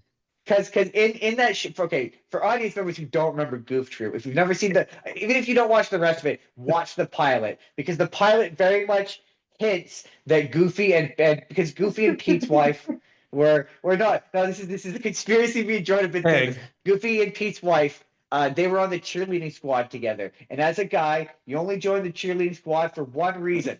For one reason, we all know the reason. Because you love to dance. Okay, we get it. right, to dance with the cheerleader. Yeah, yeah. So yeah, it's our conspiracy that him and Peg, they got together in high school. They absolutely did, and past high school. And Just Pat, saying. well, she's the one who convinces Goofy to, because the whole bit of that show is that Goofy lives next door to Pete, and she's the one who convinces him to move in next door. That's, Just saying. I'm just saying. That's You want to talk about a bad Disney couple? Pistol and Pete. you mean Peg. Peg and Pete. Peg and Pete. I don't know. She keeps him in line. Also, fun fact: did you know that Peg and Pistol are both named after previous versions of Pete? Pistol and Peg. Pistol Pete and Peg Pete. No, but that's delightful. I love it. I know a lot of obscure Disney trivia. It's my one thing. So do you ascribe, speaking of Goofy, do you ascribe to, was it Goofy or Mickey that was at one point in a relationship with a cow? That's Goofy. That's Clarabelle. That's what I Goofy. It was thought. Goofy. Clarabelle. Yeah. Clarabelle. So Clarabelle, you're right. I don't know why I said Mirabelle. That's a different Disney movie. That's a different. That's different. So are we to understand that Max is half dog, half cow? Yes. I mean, I don't think it's ever been not as It's official not- as like say a Daisy and a Donald. It's Or never was that really- just Goofy's experimental phase? It's never been Or he addressed. just wanted to piss off his dad? Which is weird. It's never been addressed. Yeah, No, it's never. She's never really because she didn't really stick quite in the same way. But also, to be fair, Goofy is Goofy. He's not a dog. Although, have you guys watched? Have you guys seen the new DuckTales show? I've seen it, not a lot of it, but I've No. seen it. That has my favorite version of Daisy and Donald of all time. Like that show's phenomenal. I cannot recommend it enough. As a lover of DuckTales generally, it's a phenomenal show. But there's a really good scene where he first runs into her, and when he speaks, she hears like the velvety sounds of like a beautiful ballad. It's like the most beautiful thing ever. It's so good. That's what I'm saying. You are someone's favorite flavor. And Yeah, it's so good. You may never be able to explain it. Just shut up and take the win. It's the only version of them that I understand, because otherwise she's just a shrill, like she just yells at him. I don't get why Donald likes her, but that's like the one time where like, yeah, I believe them as a couple. It's really quite beautiful. Also, we haven't mentioned Mickey and Minnie. We're talking Disney. How have we not mentioned Mickey and Minnie? That's a political relationship if ever given. there has been one. That's the thing though. It's not canonic. Here's a fun Disney fact, which you yelled at me for correcting your friend for. But yeah, you no. I will start this off by saying, well, how dare you do that to my friend? In my defense, they were wrong. He knows this. In my defense, they were wrong. That Mickey and No, Minnie are they actually weren't. Mickey and Minnie are, well, okay. They're only wrong if you consider Walt Disney wrong. Because canonically speaking, Well, funnily enough. Mickey and Minnie are, according to Walt Disney, married. According to Walt Disney, when they are at home in their private lives and they're not making movies, Mickey and Minnie got quietly married in an off-screen ceremony. So as far as Walt Disney is concerned, Mickey and Minnie Mouse are technically canonically married. They're not always married in the roles that they play. No, but off camera, when they're like he's like when they're on screen, they're not married, but when they're off screen, they're technically married. That is according to Walt Disney. Well, because Walt Disney never said anything stupid ever.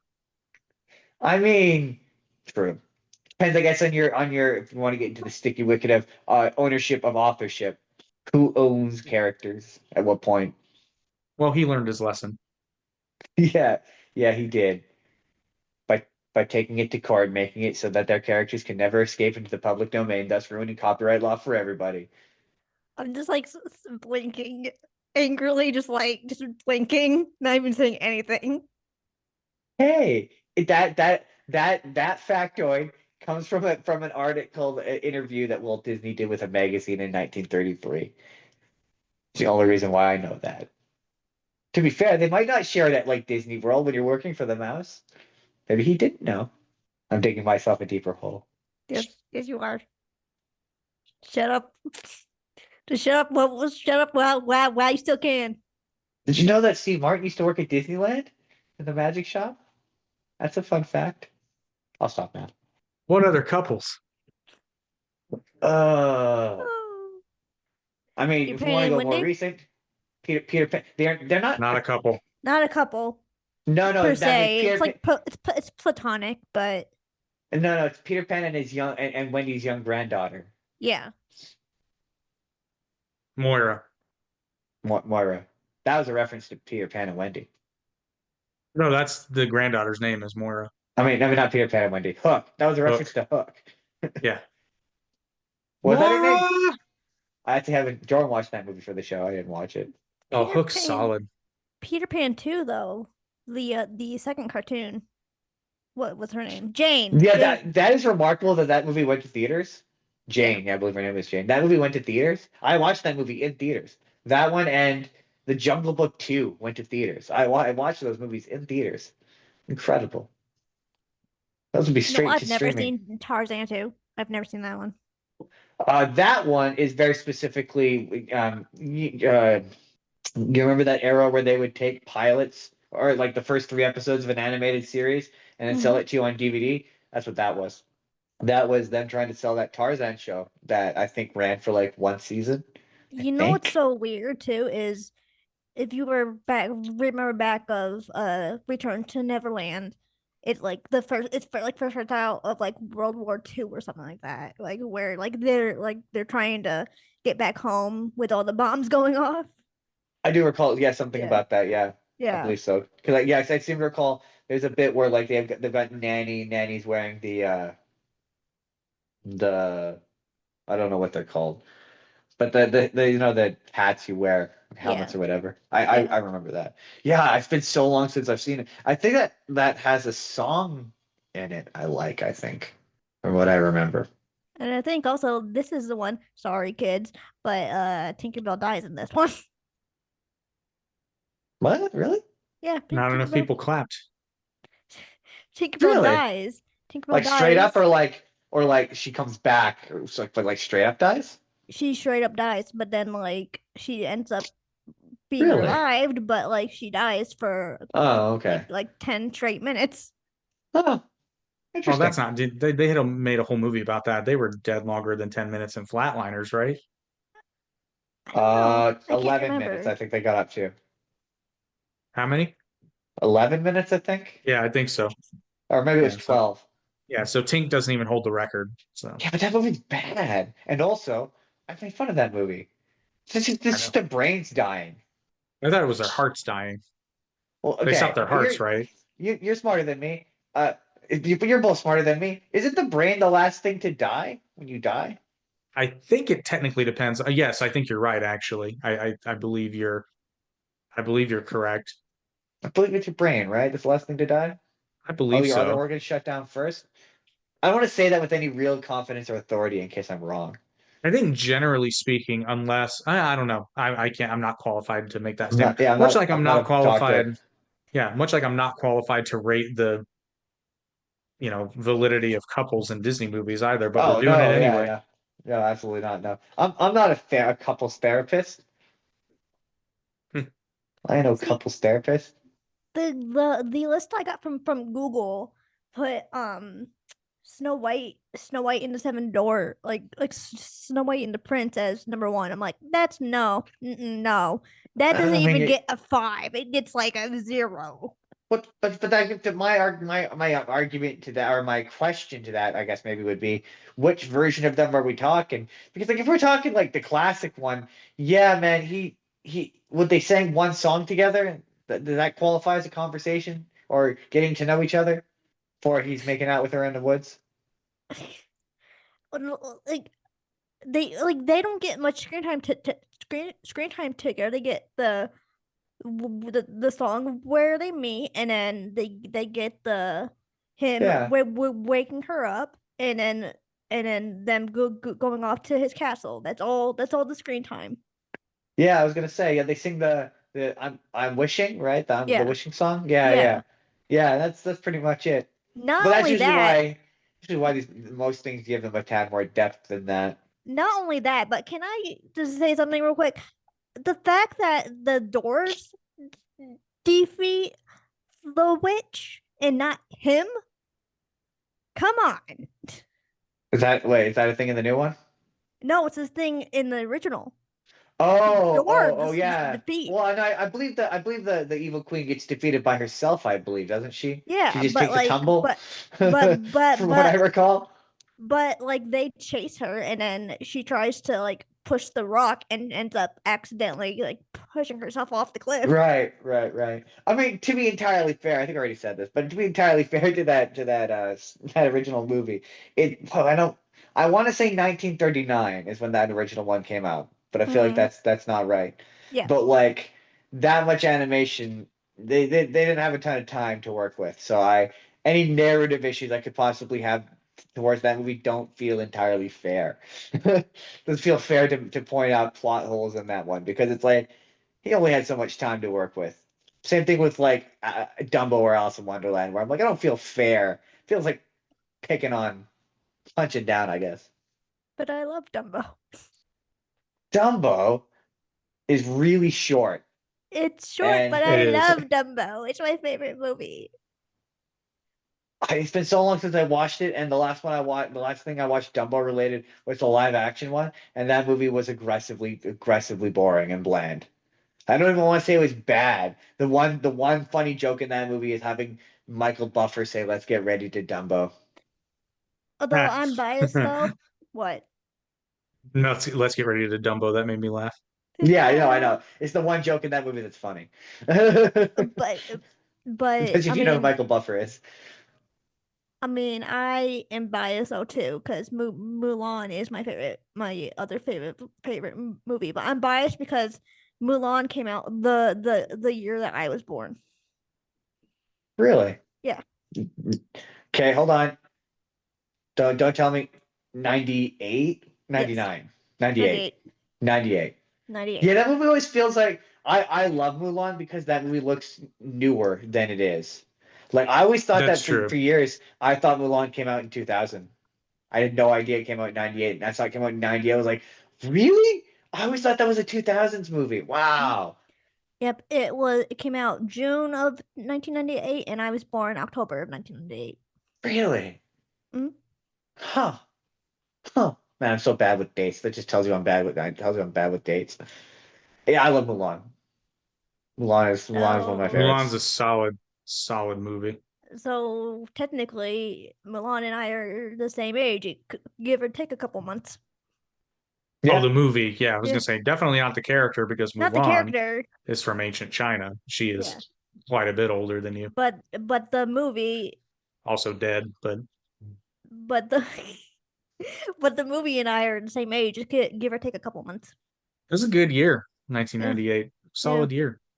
The Kind thing of miss I it. discovered about Chinese figures this week is that like a lot of them, like Mulan, were like real people. Like, and then there's certainly elements of their story was obviously exaggerated, but like Mulan was a real person. Like I'm sure at some point a woman picked up a sword and was like, "Have at thee, Huns."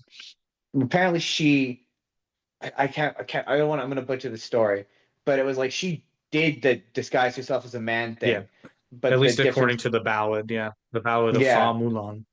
but her apparently the ending is significantly much like many Disney adaptations. Original ending, not so happy. Yeah, but in the original story, she came back home and her dad committed suicide.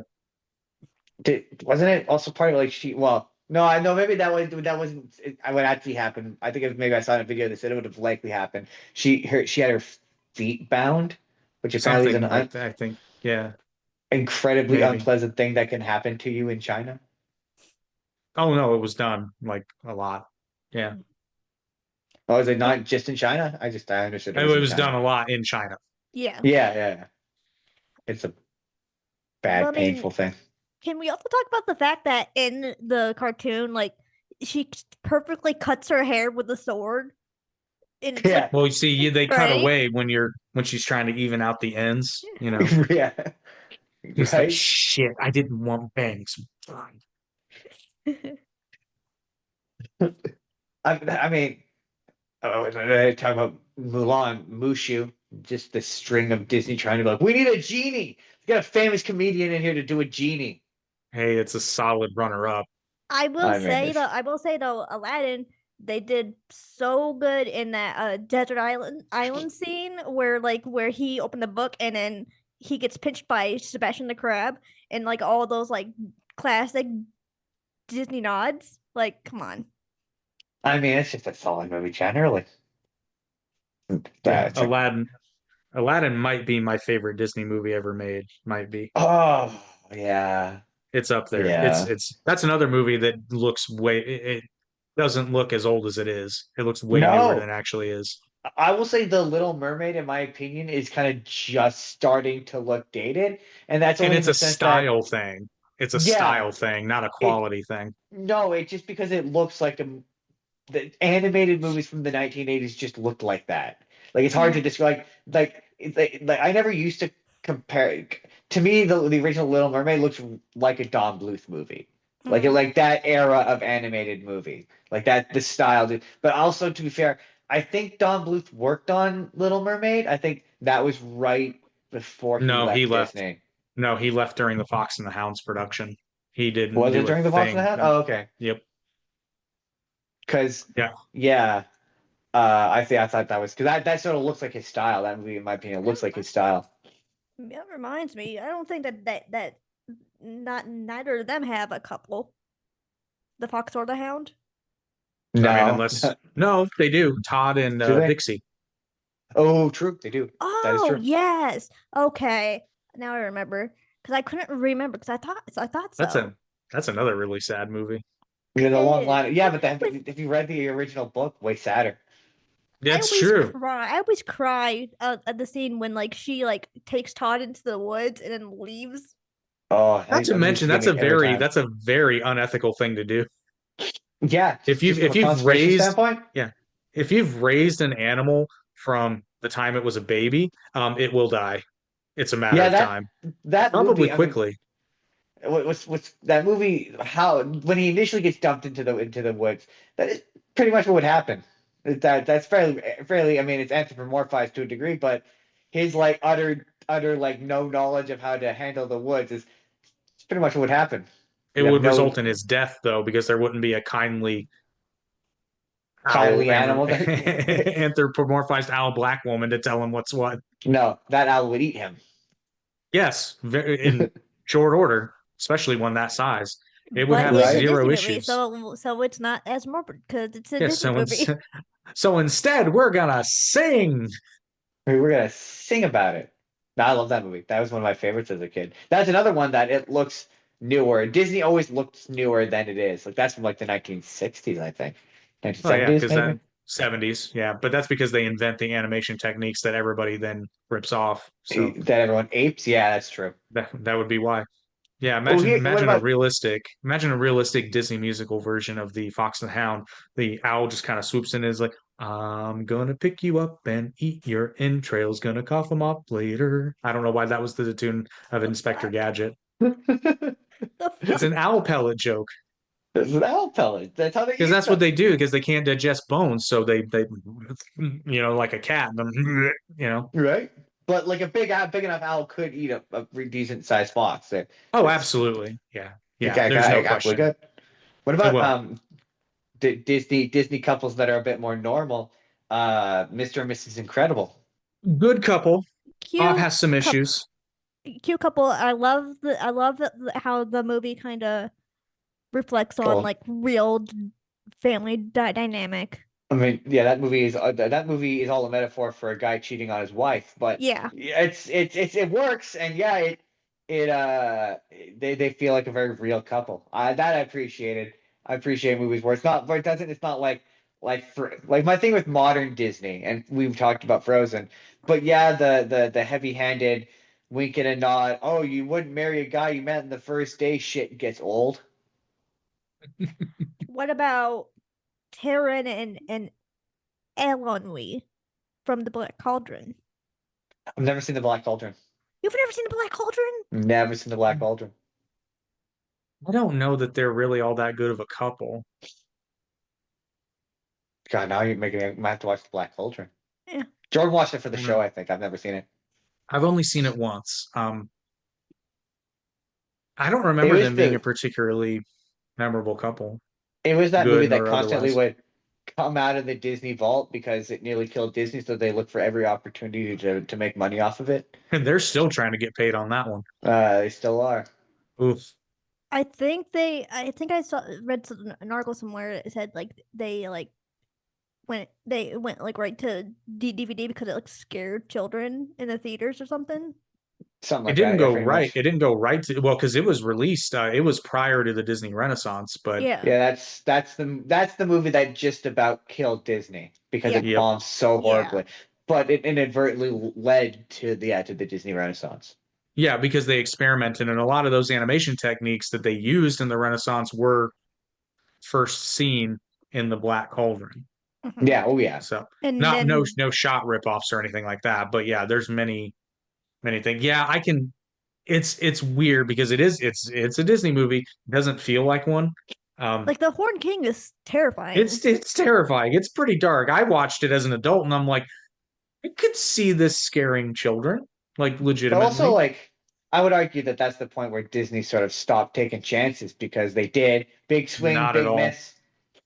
Not at all. They took a lot of chances, but more controlled, I would say. Because like No, they okay, took fair, fair. they took a chance, which I know Pixar did it first, so there was proving ground there. They Yeah. took a chance converting to CG animation. Yeah, And they yeah, took- true. And it didn't work for them at first. No, but then they just bought Pixar. Yeah, yeah. I mean, come on. Does We can do it now. anybody- Does anybody remember Chicken Little? Oh yeah. I will say though, Kidda and Milo from Atlantis, those Ooh, slightly that's a good- better. Slightly I like better. them. I do like them. Yeah, That's a good no, one. I like it's not a great Disney. It's a good movie. It's not a great Disney movie, but I enjoy it. And Michael I J. really Fox's like it, portrayal. though. Yeah, I do. I like it. I do. There's many things, particularly Michael J. Fox just hits a home run. That's as another Milo. one that they tried to make a show out of, and they did like a straight to DVD movie that was like the combination of three Yeah. episodes of a television show that never went to series. Yep, that's Didn't exactly. they make a second one? I can't remember if they made a second Yeah, one. that's what he's talking about. Milo's Return. Yeah. That's actually the first 3 episodes of the animated series that they were going to make, Mhm. That but didn't go to ended up not series. doing. Yep. Okay, because I couldn't remember. It's apparently, I think Jordan watched it for something. He said it wasn't very good. he Well, hey, he really hey. likes that So- movie. Well, hey, fun fact: the Atlantean King sounds just like Mr. Spock because it's Leonard Nimoy. Oh yeah, I always forget about that. I Yeah, he didn't told even me know that. It Yeah, is. yeah. Because after Spock retired from Starfleet, he went back in time and founded the city of Atlantis based solely upon logic.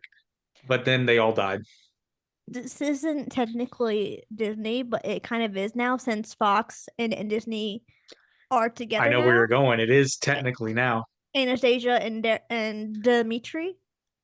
Oh, not where I thought you were going. I thought you were Oh my continuing on the God. thought you were continuing on. No, fun. Okay, so I think I've said this before, but okay, this is so fun. Anastasia is technically the only Disney princess that is a princess by marriage Really? because Disney bought 20th Century Fox. I Yeah. thought you meant within the context of her movie. I was like, no, she was born a princess. But Yeah, I no, get no, what you're but she saying. she I get was what you're brought into the family as a princess. Yeah. So that's a Interesting. fun fact for So you. so she's technically a princess now because Fox. Technically, I don't think she's been given Disney princess status, which I don't think.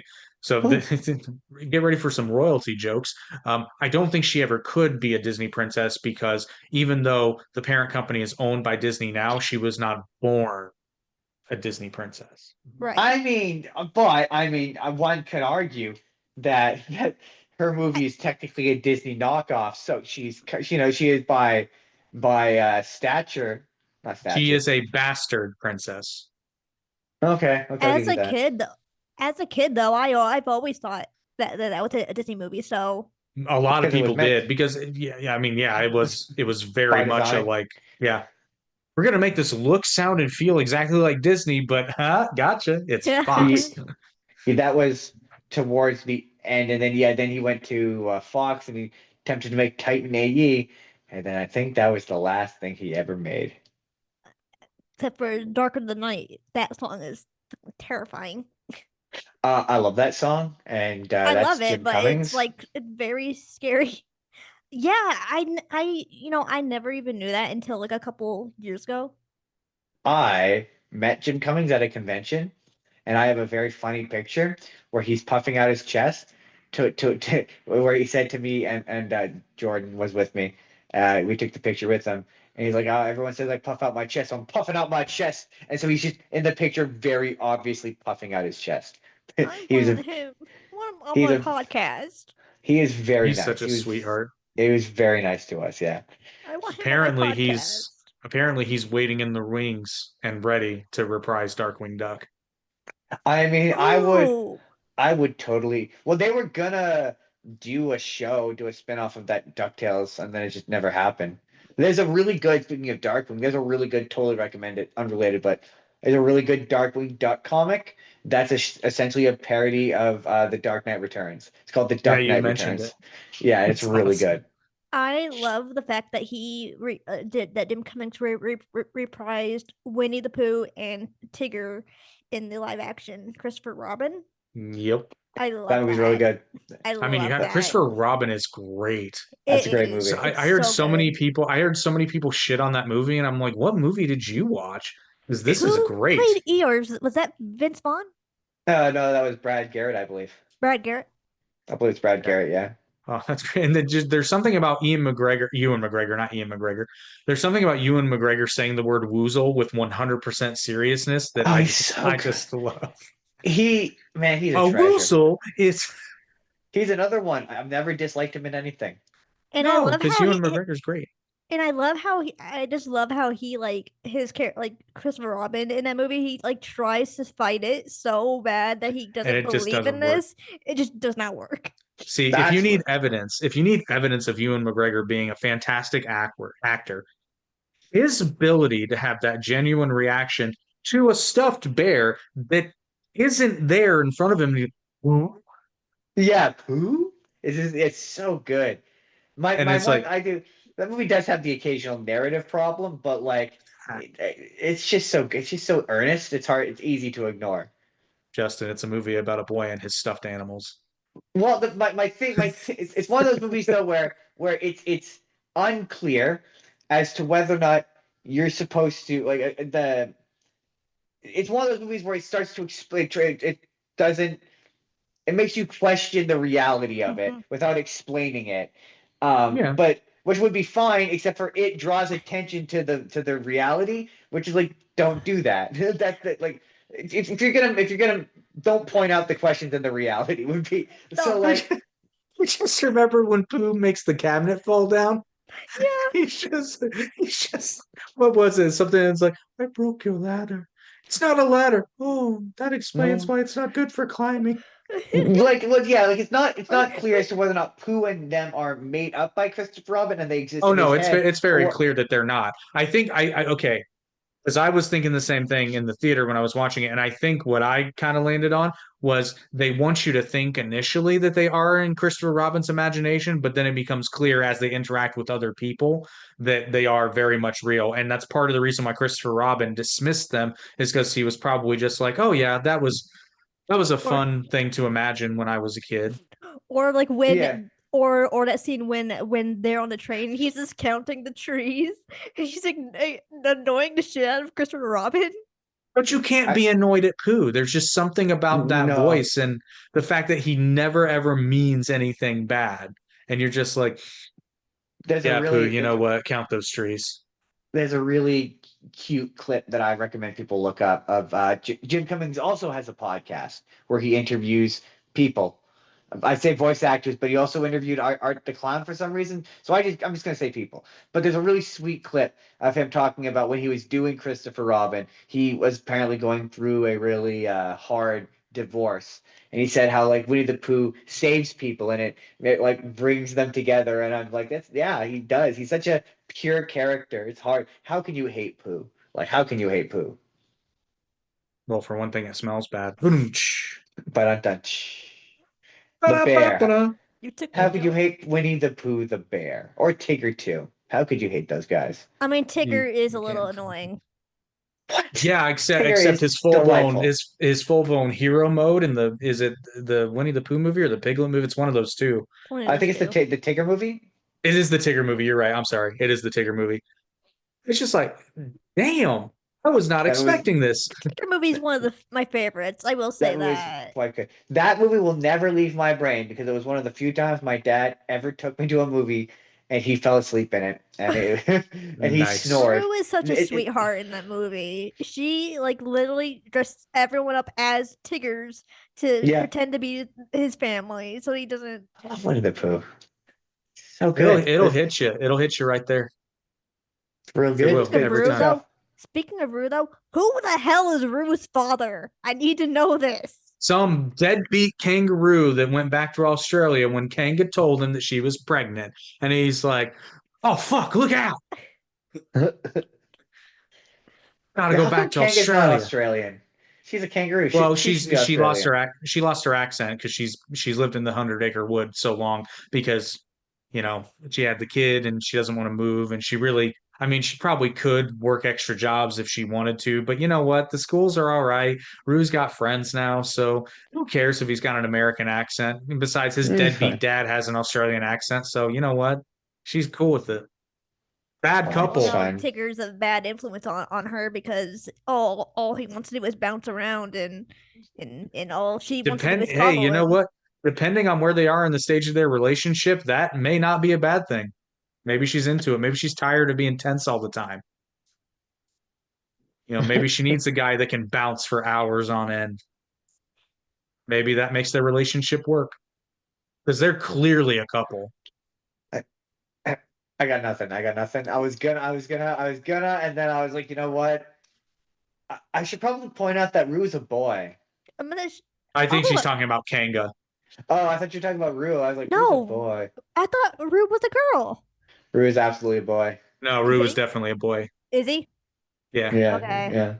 But I assumed you were talking about Kanga, Rue's No, I was mother. talking about Rue. I was talking about Rue. But Oh no, that would be very inappropriate for Rue to be in a relationship with Tigger. The age difference is just too great. yeah. Too much. But like Tigger's Kanga, absolutely a horrible influence on Rue. You're right. Okay, now I understand where you're going with that. Yeah. Yeah. But Oh like, no, that's a Yes. terrible Kanga- idea. Kanga is like telling her son like, "Hey, don't follow Tigger around and all that crap." And we're just like, I'm gonna go ignore my mother and follow Tigger around. Well, to be fair, it's pretty demonstrable that she doesn't have good taste in men. So True. Sure, she's a single mother living in the middle of a living very in the weird middle of the location. woods, you know what? Maybe she should just let Rue take a chance. It can't be any worse than the situation she found herself I in. mean, did you ever pause to consider that maybe Rue is looking for a father figure? Yes, but Rue is looking for a father Rue, figure. Absolutely. looking for a See, this is father very figure. confusing. This is very confusing. It's very confusing. Considering their names make kangaroo. Yeah, it's very confusing.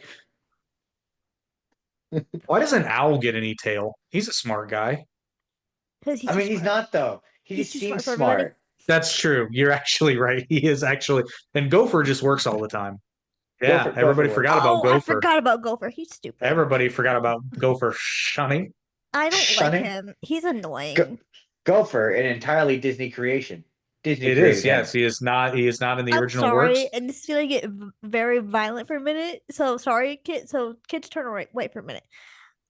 I've never wanted to play Whack-A-Gopher so bad in my life with that stupid Oh, Gopher. you could disrespect Gopher? You're just hating on him because he's a hard worker and he's wearing a helmet, so go nuts. Okay, He's ready for you. Here's a question for you guys that's haunted me for years. It's haunted me for years. No one's been able to give me an answer. You know in Winnie the Pooh and the Honey Tree? Yeah. Yes. Why didn't Pooh go through the door?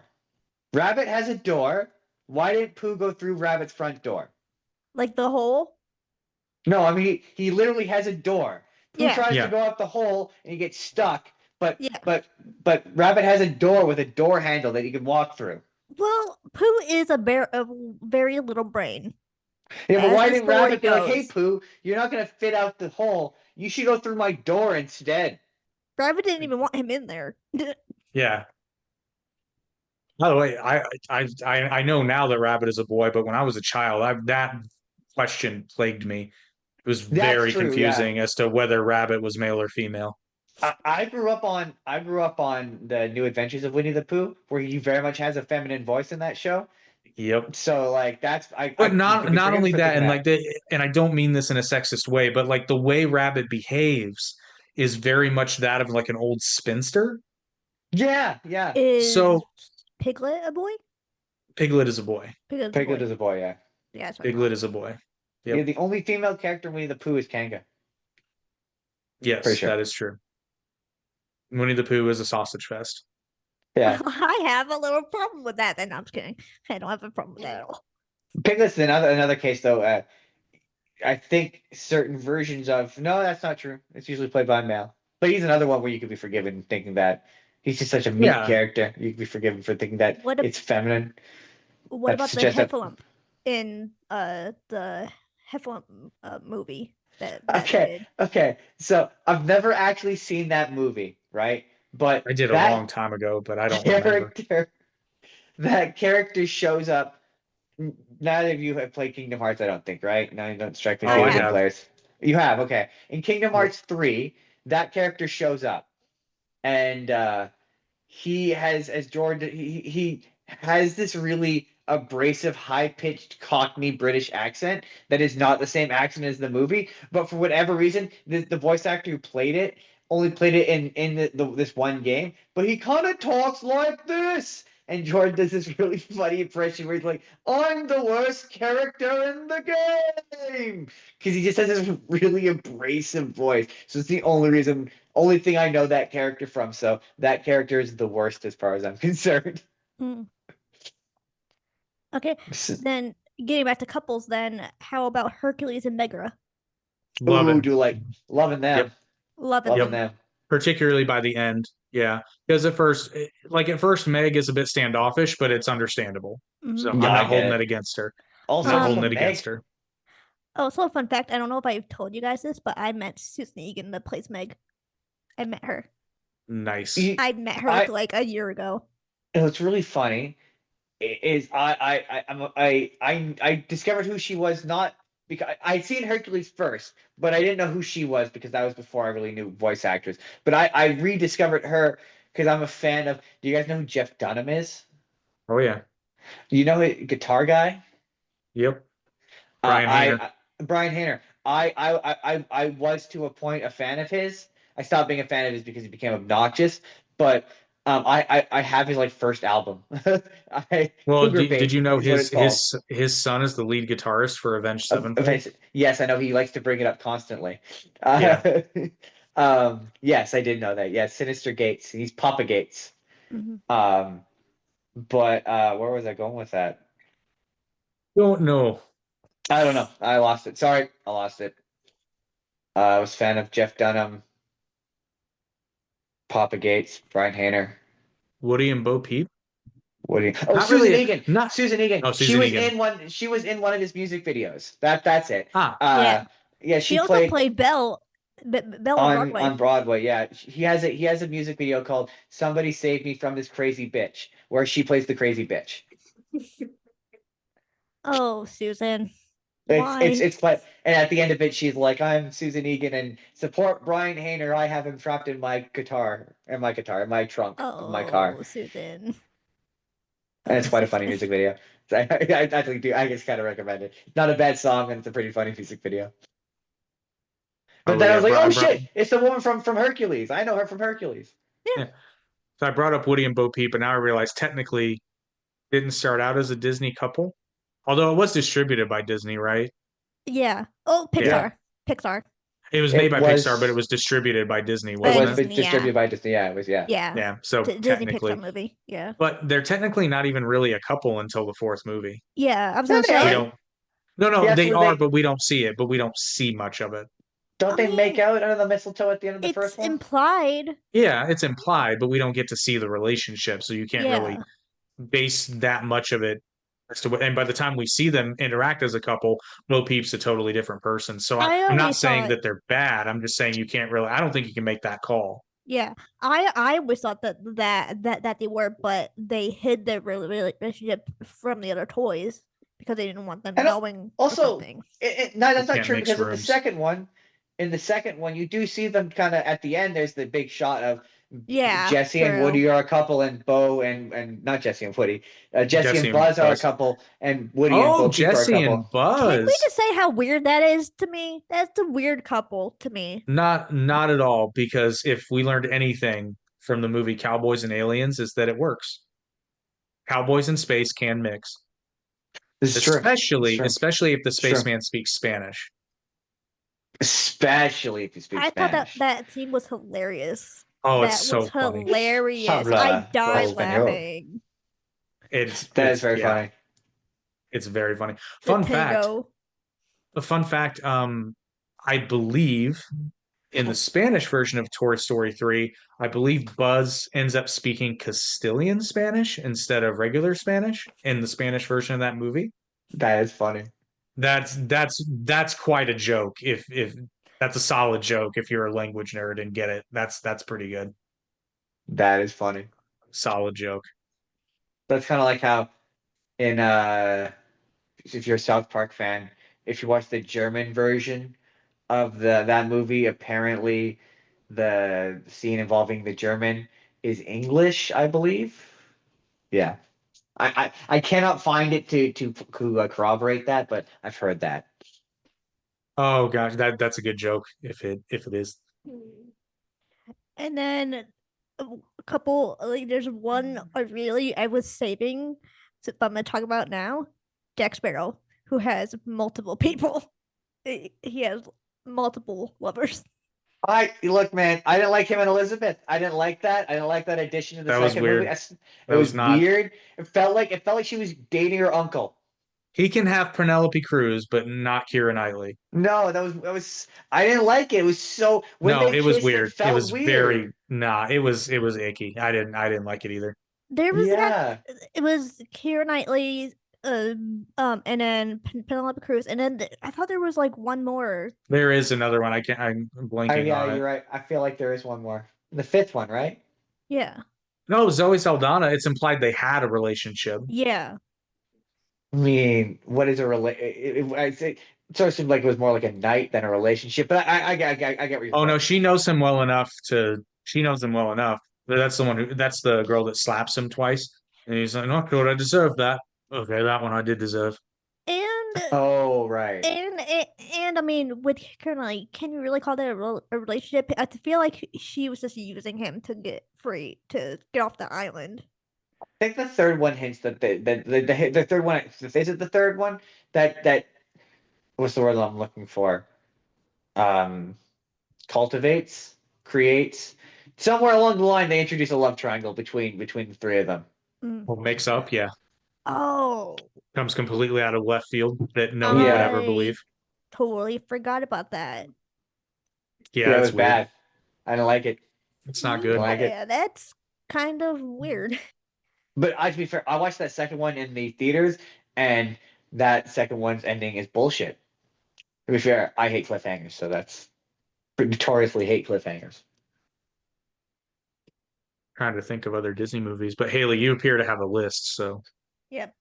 I will defer to you. Mike Wazowski and Celia from the Monsters Inc. No, hey, look.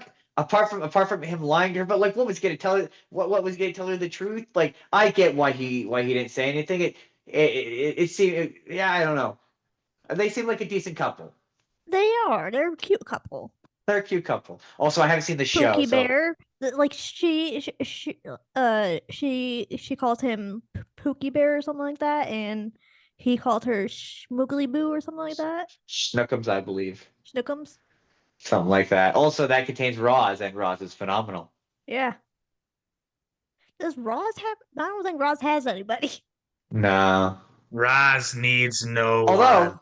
There's a show, and apparently maybe she might have someone on the show. Apparently, the show's good. Okay, then how about this? Wally and Eve, classic couple. I just hate that movie. What? Duh! How could Wally you is hate not Wally? a good. Wally is not a good movie, guys. It's not. It is What? too. It is so cute. Blasphemy. I like It's not Wally. a good movie. It's not a good Defend, movie. defend your Nope. position, sir. Why don't you feel like it's a good movie?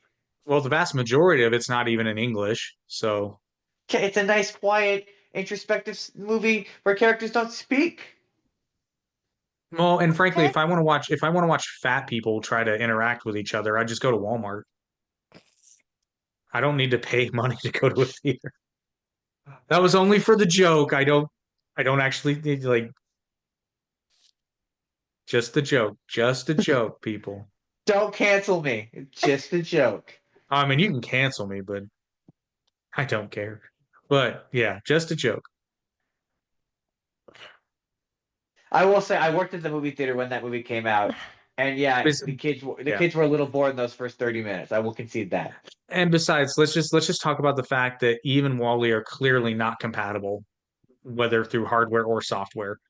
It's not happening. Eve is clearly an Apple product, and if Wally's not he's older than IBM. Okay, they don't play together. I mean, when they touch, they do like shock each other. Clearly demonstrating from a hardware capacity, they're not meant to be together. There is no software patch or bridging hardware that could bring those two together. It's not the file systems just corrupt one another. Oh my god! Now you made me lose my. Yeah, okay, That's what would happen. They would lose all their memory if they actually tried to. It would be a nightmare for one of their hard drives, probably Wally's. You made me lose my. Oh my god! You made me lose my place. Just saying.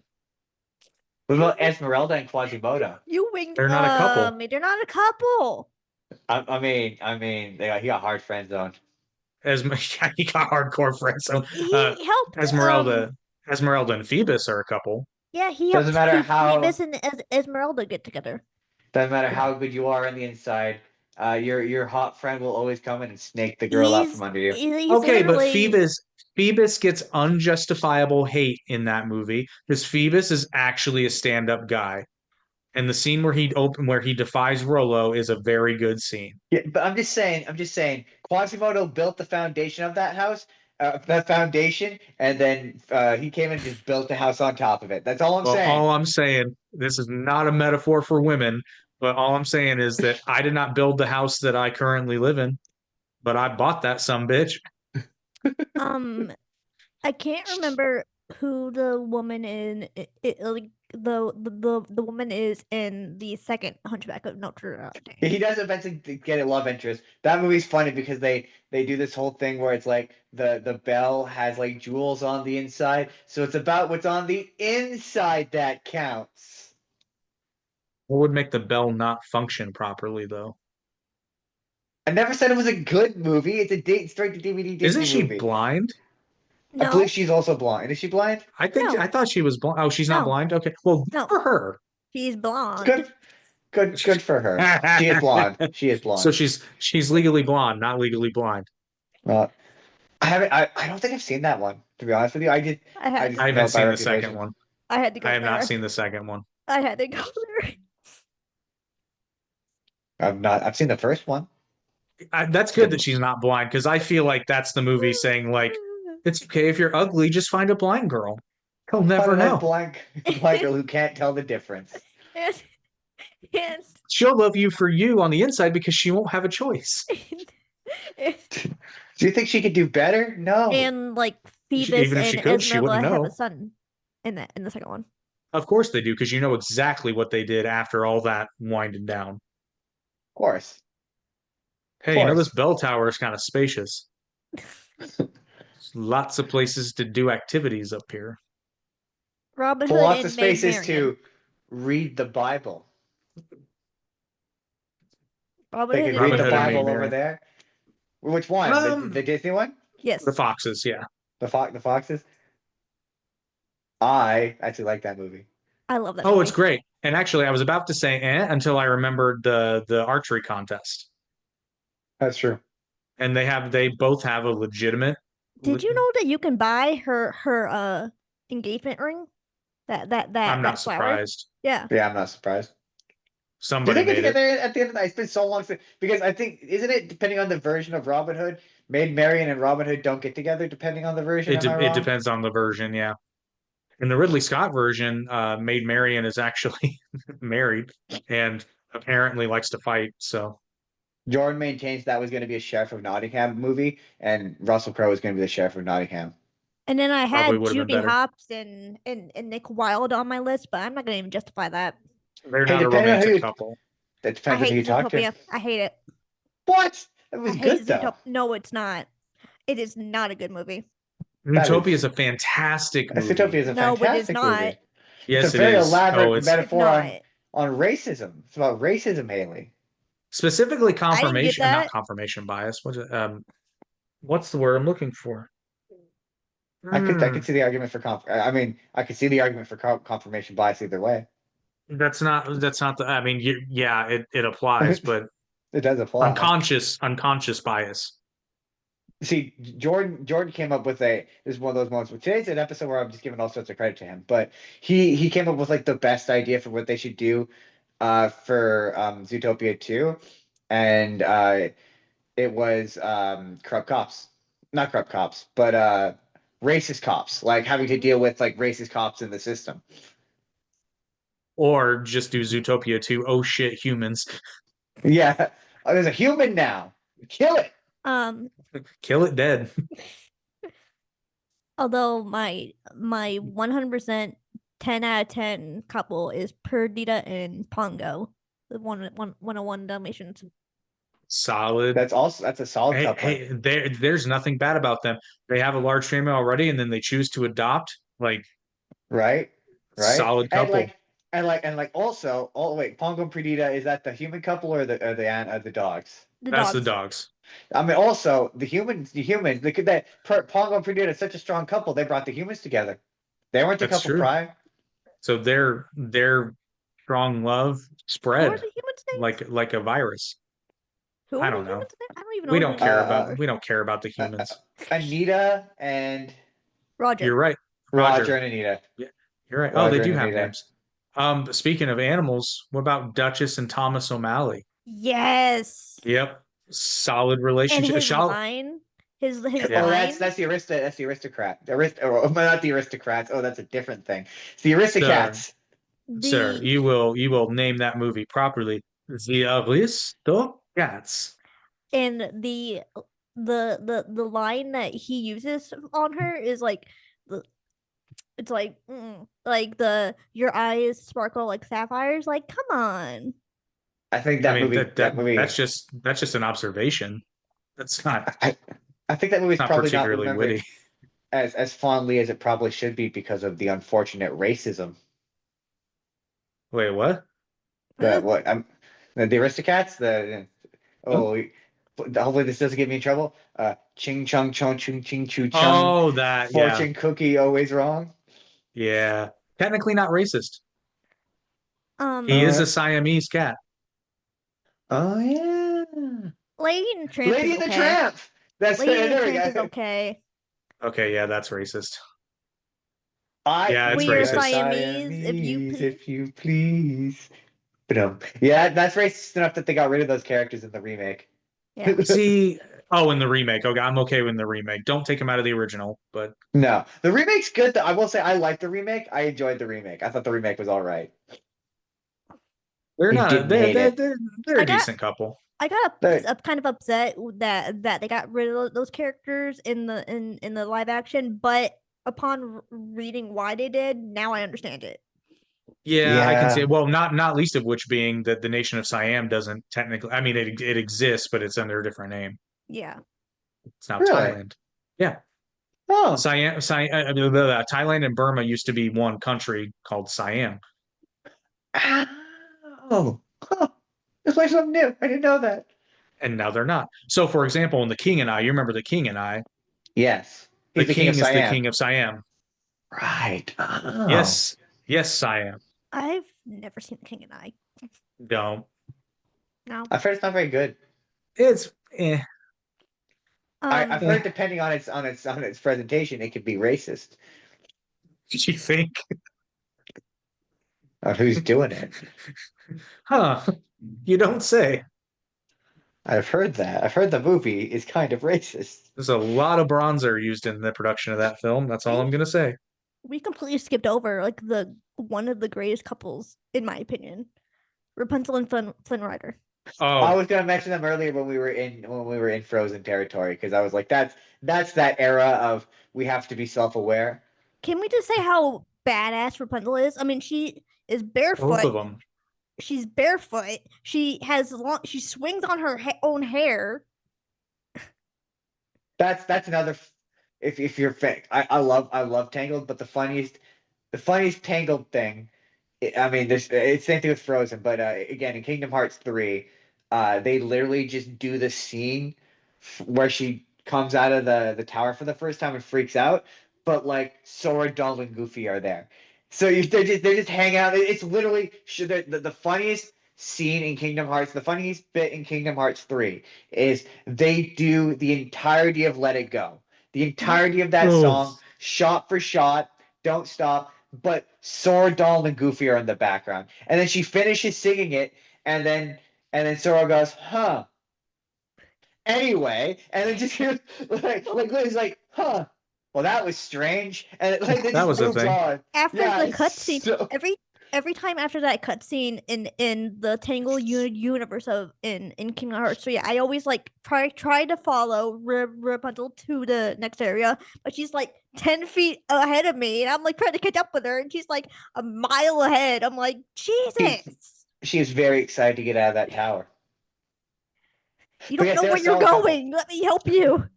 They're a solid. I honestly, if you've never seen the show, I fully recommend the show. It is better than it has any right to be. Yes, What I- show?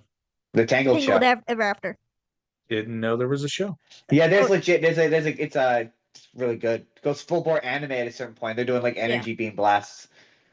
Like it's like after her hair gets short and brown, but then like her hair magically comes back.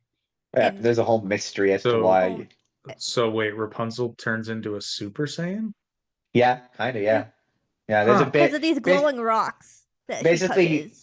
Oh, we're gonna do this fast, but basically, it turns out that the reason why she has glowing the hair is magic is because of a sun god, and there's also an evil moon god, Mhm. and her friend gets the powers of the moon god, and it makes her hair turn blue, Mhm. and they do like a energy beam thing towards the end of the show where it goes full bore anime, and it's got the original voice cast. It's got Zachary Levi, Mandy Moore. It's again, the music is like genuinely, if you like the music in the original movie, almost better than the music from the original movie. So stand out better. I believe Jeremy Jordan is in season 2. Yes, he is. I think he's also in season 1 as well. Season He's 1? Varian. Yeah, he is Varian. Varian. He has like the best songs in the show. Well, if you're a his fan of voice Jeremy is Jordan. like Neat. butter. Yeah. If you like Tangle, like legit, I'm sort of coming across as facetious, but no, it's genuinely really good. Neat. And yeah, you get to Anywho. see them being a good couple because they're a good couple. Lovely. What else we got? Yeah. Who's next? Or is that the list? That's my list. Have we hit all the couples? Are we missing any Disney couples? Did we talk No, about we- Cinderella in Prince? No, but he's an idiot. They're a basic bitch of a couple. I'm just putting it out there. Not only that, just bad. Like he's either an idiot or really needs glasses and is just really self-conscious about it. Sleeping I Beauty. mean, Again, that's another uncomfortable like the consent thing. It's a consent thing. I mean, she wanted but even it, but still, I mean, okay, maybe what asleep. yeah, I'm not going into a Ugh. hospital making out with coma patients being like, "You love me." I'm just not. No, and then it's not just only that, their meeting is very much. I mean, they're 16, so it makes sense. And they're just like, "Oh, pretty girl. Oh, pretty boy. Let's just get married and do all the things right now. Let's not Right? think about how this is going to work. This is like 15th century Europe. We don't think about these things. Oh, to be fair, they're old by that point. Giselle is and true, but- Robert, though, from Enchanted. Oh yeah, I forgot about them. I do enjoy that. Although okay, I like the first one. The second one is not super great. It's not great, no. It's not great. It's yeah. Have you not seen it, Jake, or have you? Have you not seen the second one? It's not good. I've never seen either one. Oh, the first one's pretty good. Okay. It's sort of it predates like Tangled and Frozen in that like it's Disney, but Disney is now self-aware. Yeah. Mm. Like she goes to burst out into song, and he's like, "Let's not do this here. Let's not. It's one of those kind of movies. The music's good though, and Amy Adams is a delight. To be fair, and also James Marsden is in it, and he's also a delight. Yeah. Cool. Well, we've been doing this for a while, so Yep. you guys want to throw any more couples, or we want to? Okay. Well, Yeah, I think I've tapped mine. I got mine, so I can't Uh, think of anyone else. it's been very long and very interesting. Yeah, it We has. stayed on topic the whole time. I am very proud of us. But tell us your favorite Disney couple in the comments if we didn't address it, or even if we did address it. And why is it Aladdin and Jasmine? Why isn't I'm it? I'm still holding out for Acha and Chicha. And why Oh, isn't yeah. it? Oh, I didn't. Jasmine. Why isn't it Carl? Why is it Carl and Ella? Ellie. Ellie. It's Ellie. I said Ellie. I don't know what you're talking about. I'm not gaslighting you. What's that smell? Is that gaslight? Well, It's guys. either that or bullshit. Well, guys, I hope that you enjoyed this episode. Happy Valentine's Day, everybody. Happy Valentine's Day. This will be out a couple days before Valentine's Day, but regardless, happy Valentine's Day. Because I'm pretty sure some people are gonna celebrate early. So Yeah, I 'cause mean- isn't it on a Monday? We're gonna do a Valentine's Day episode where I make Jordan watch both of the Sex and the City movies. No, Valentine's Day's on a Friday. yeah. So Yeah, we're probably gonna do an Everybody early be one, smart. Everybody be smart and celebrate on the 15th. right? So with that being said, I'm off, and I will see you guys next time. And with that, you guys have a good day, and we will see you guys next time. Bye. Bye.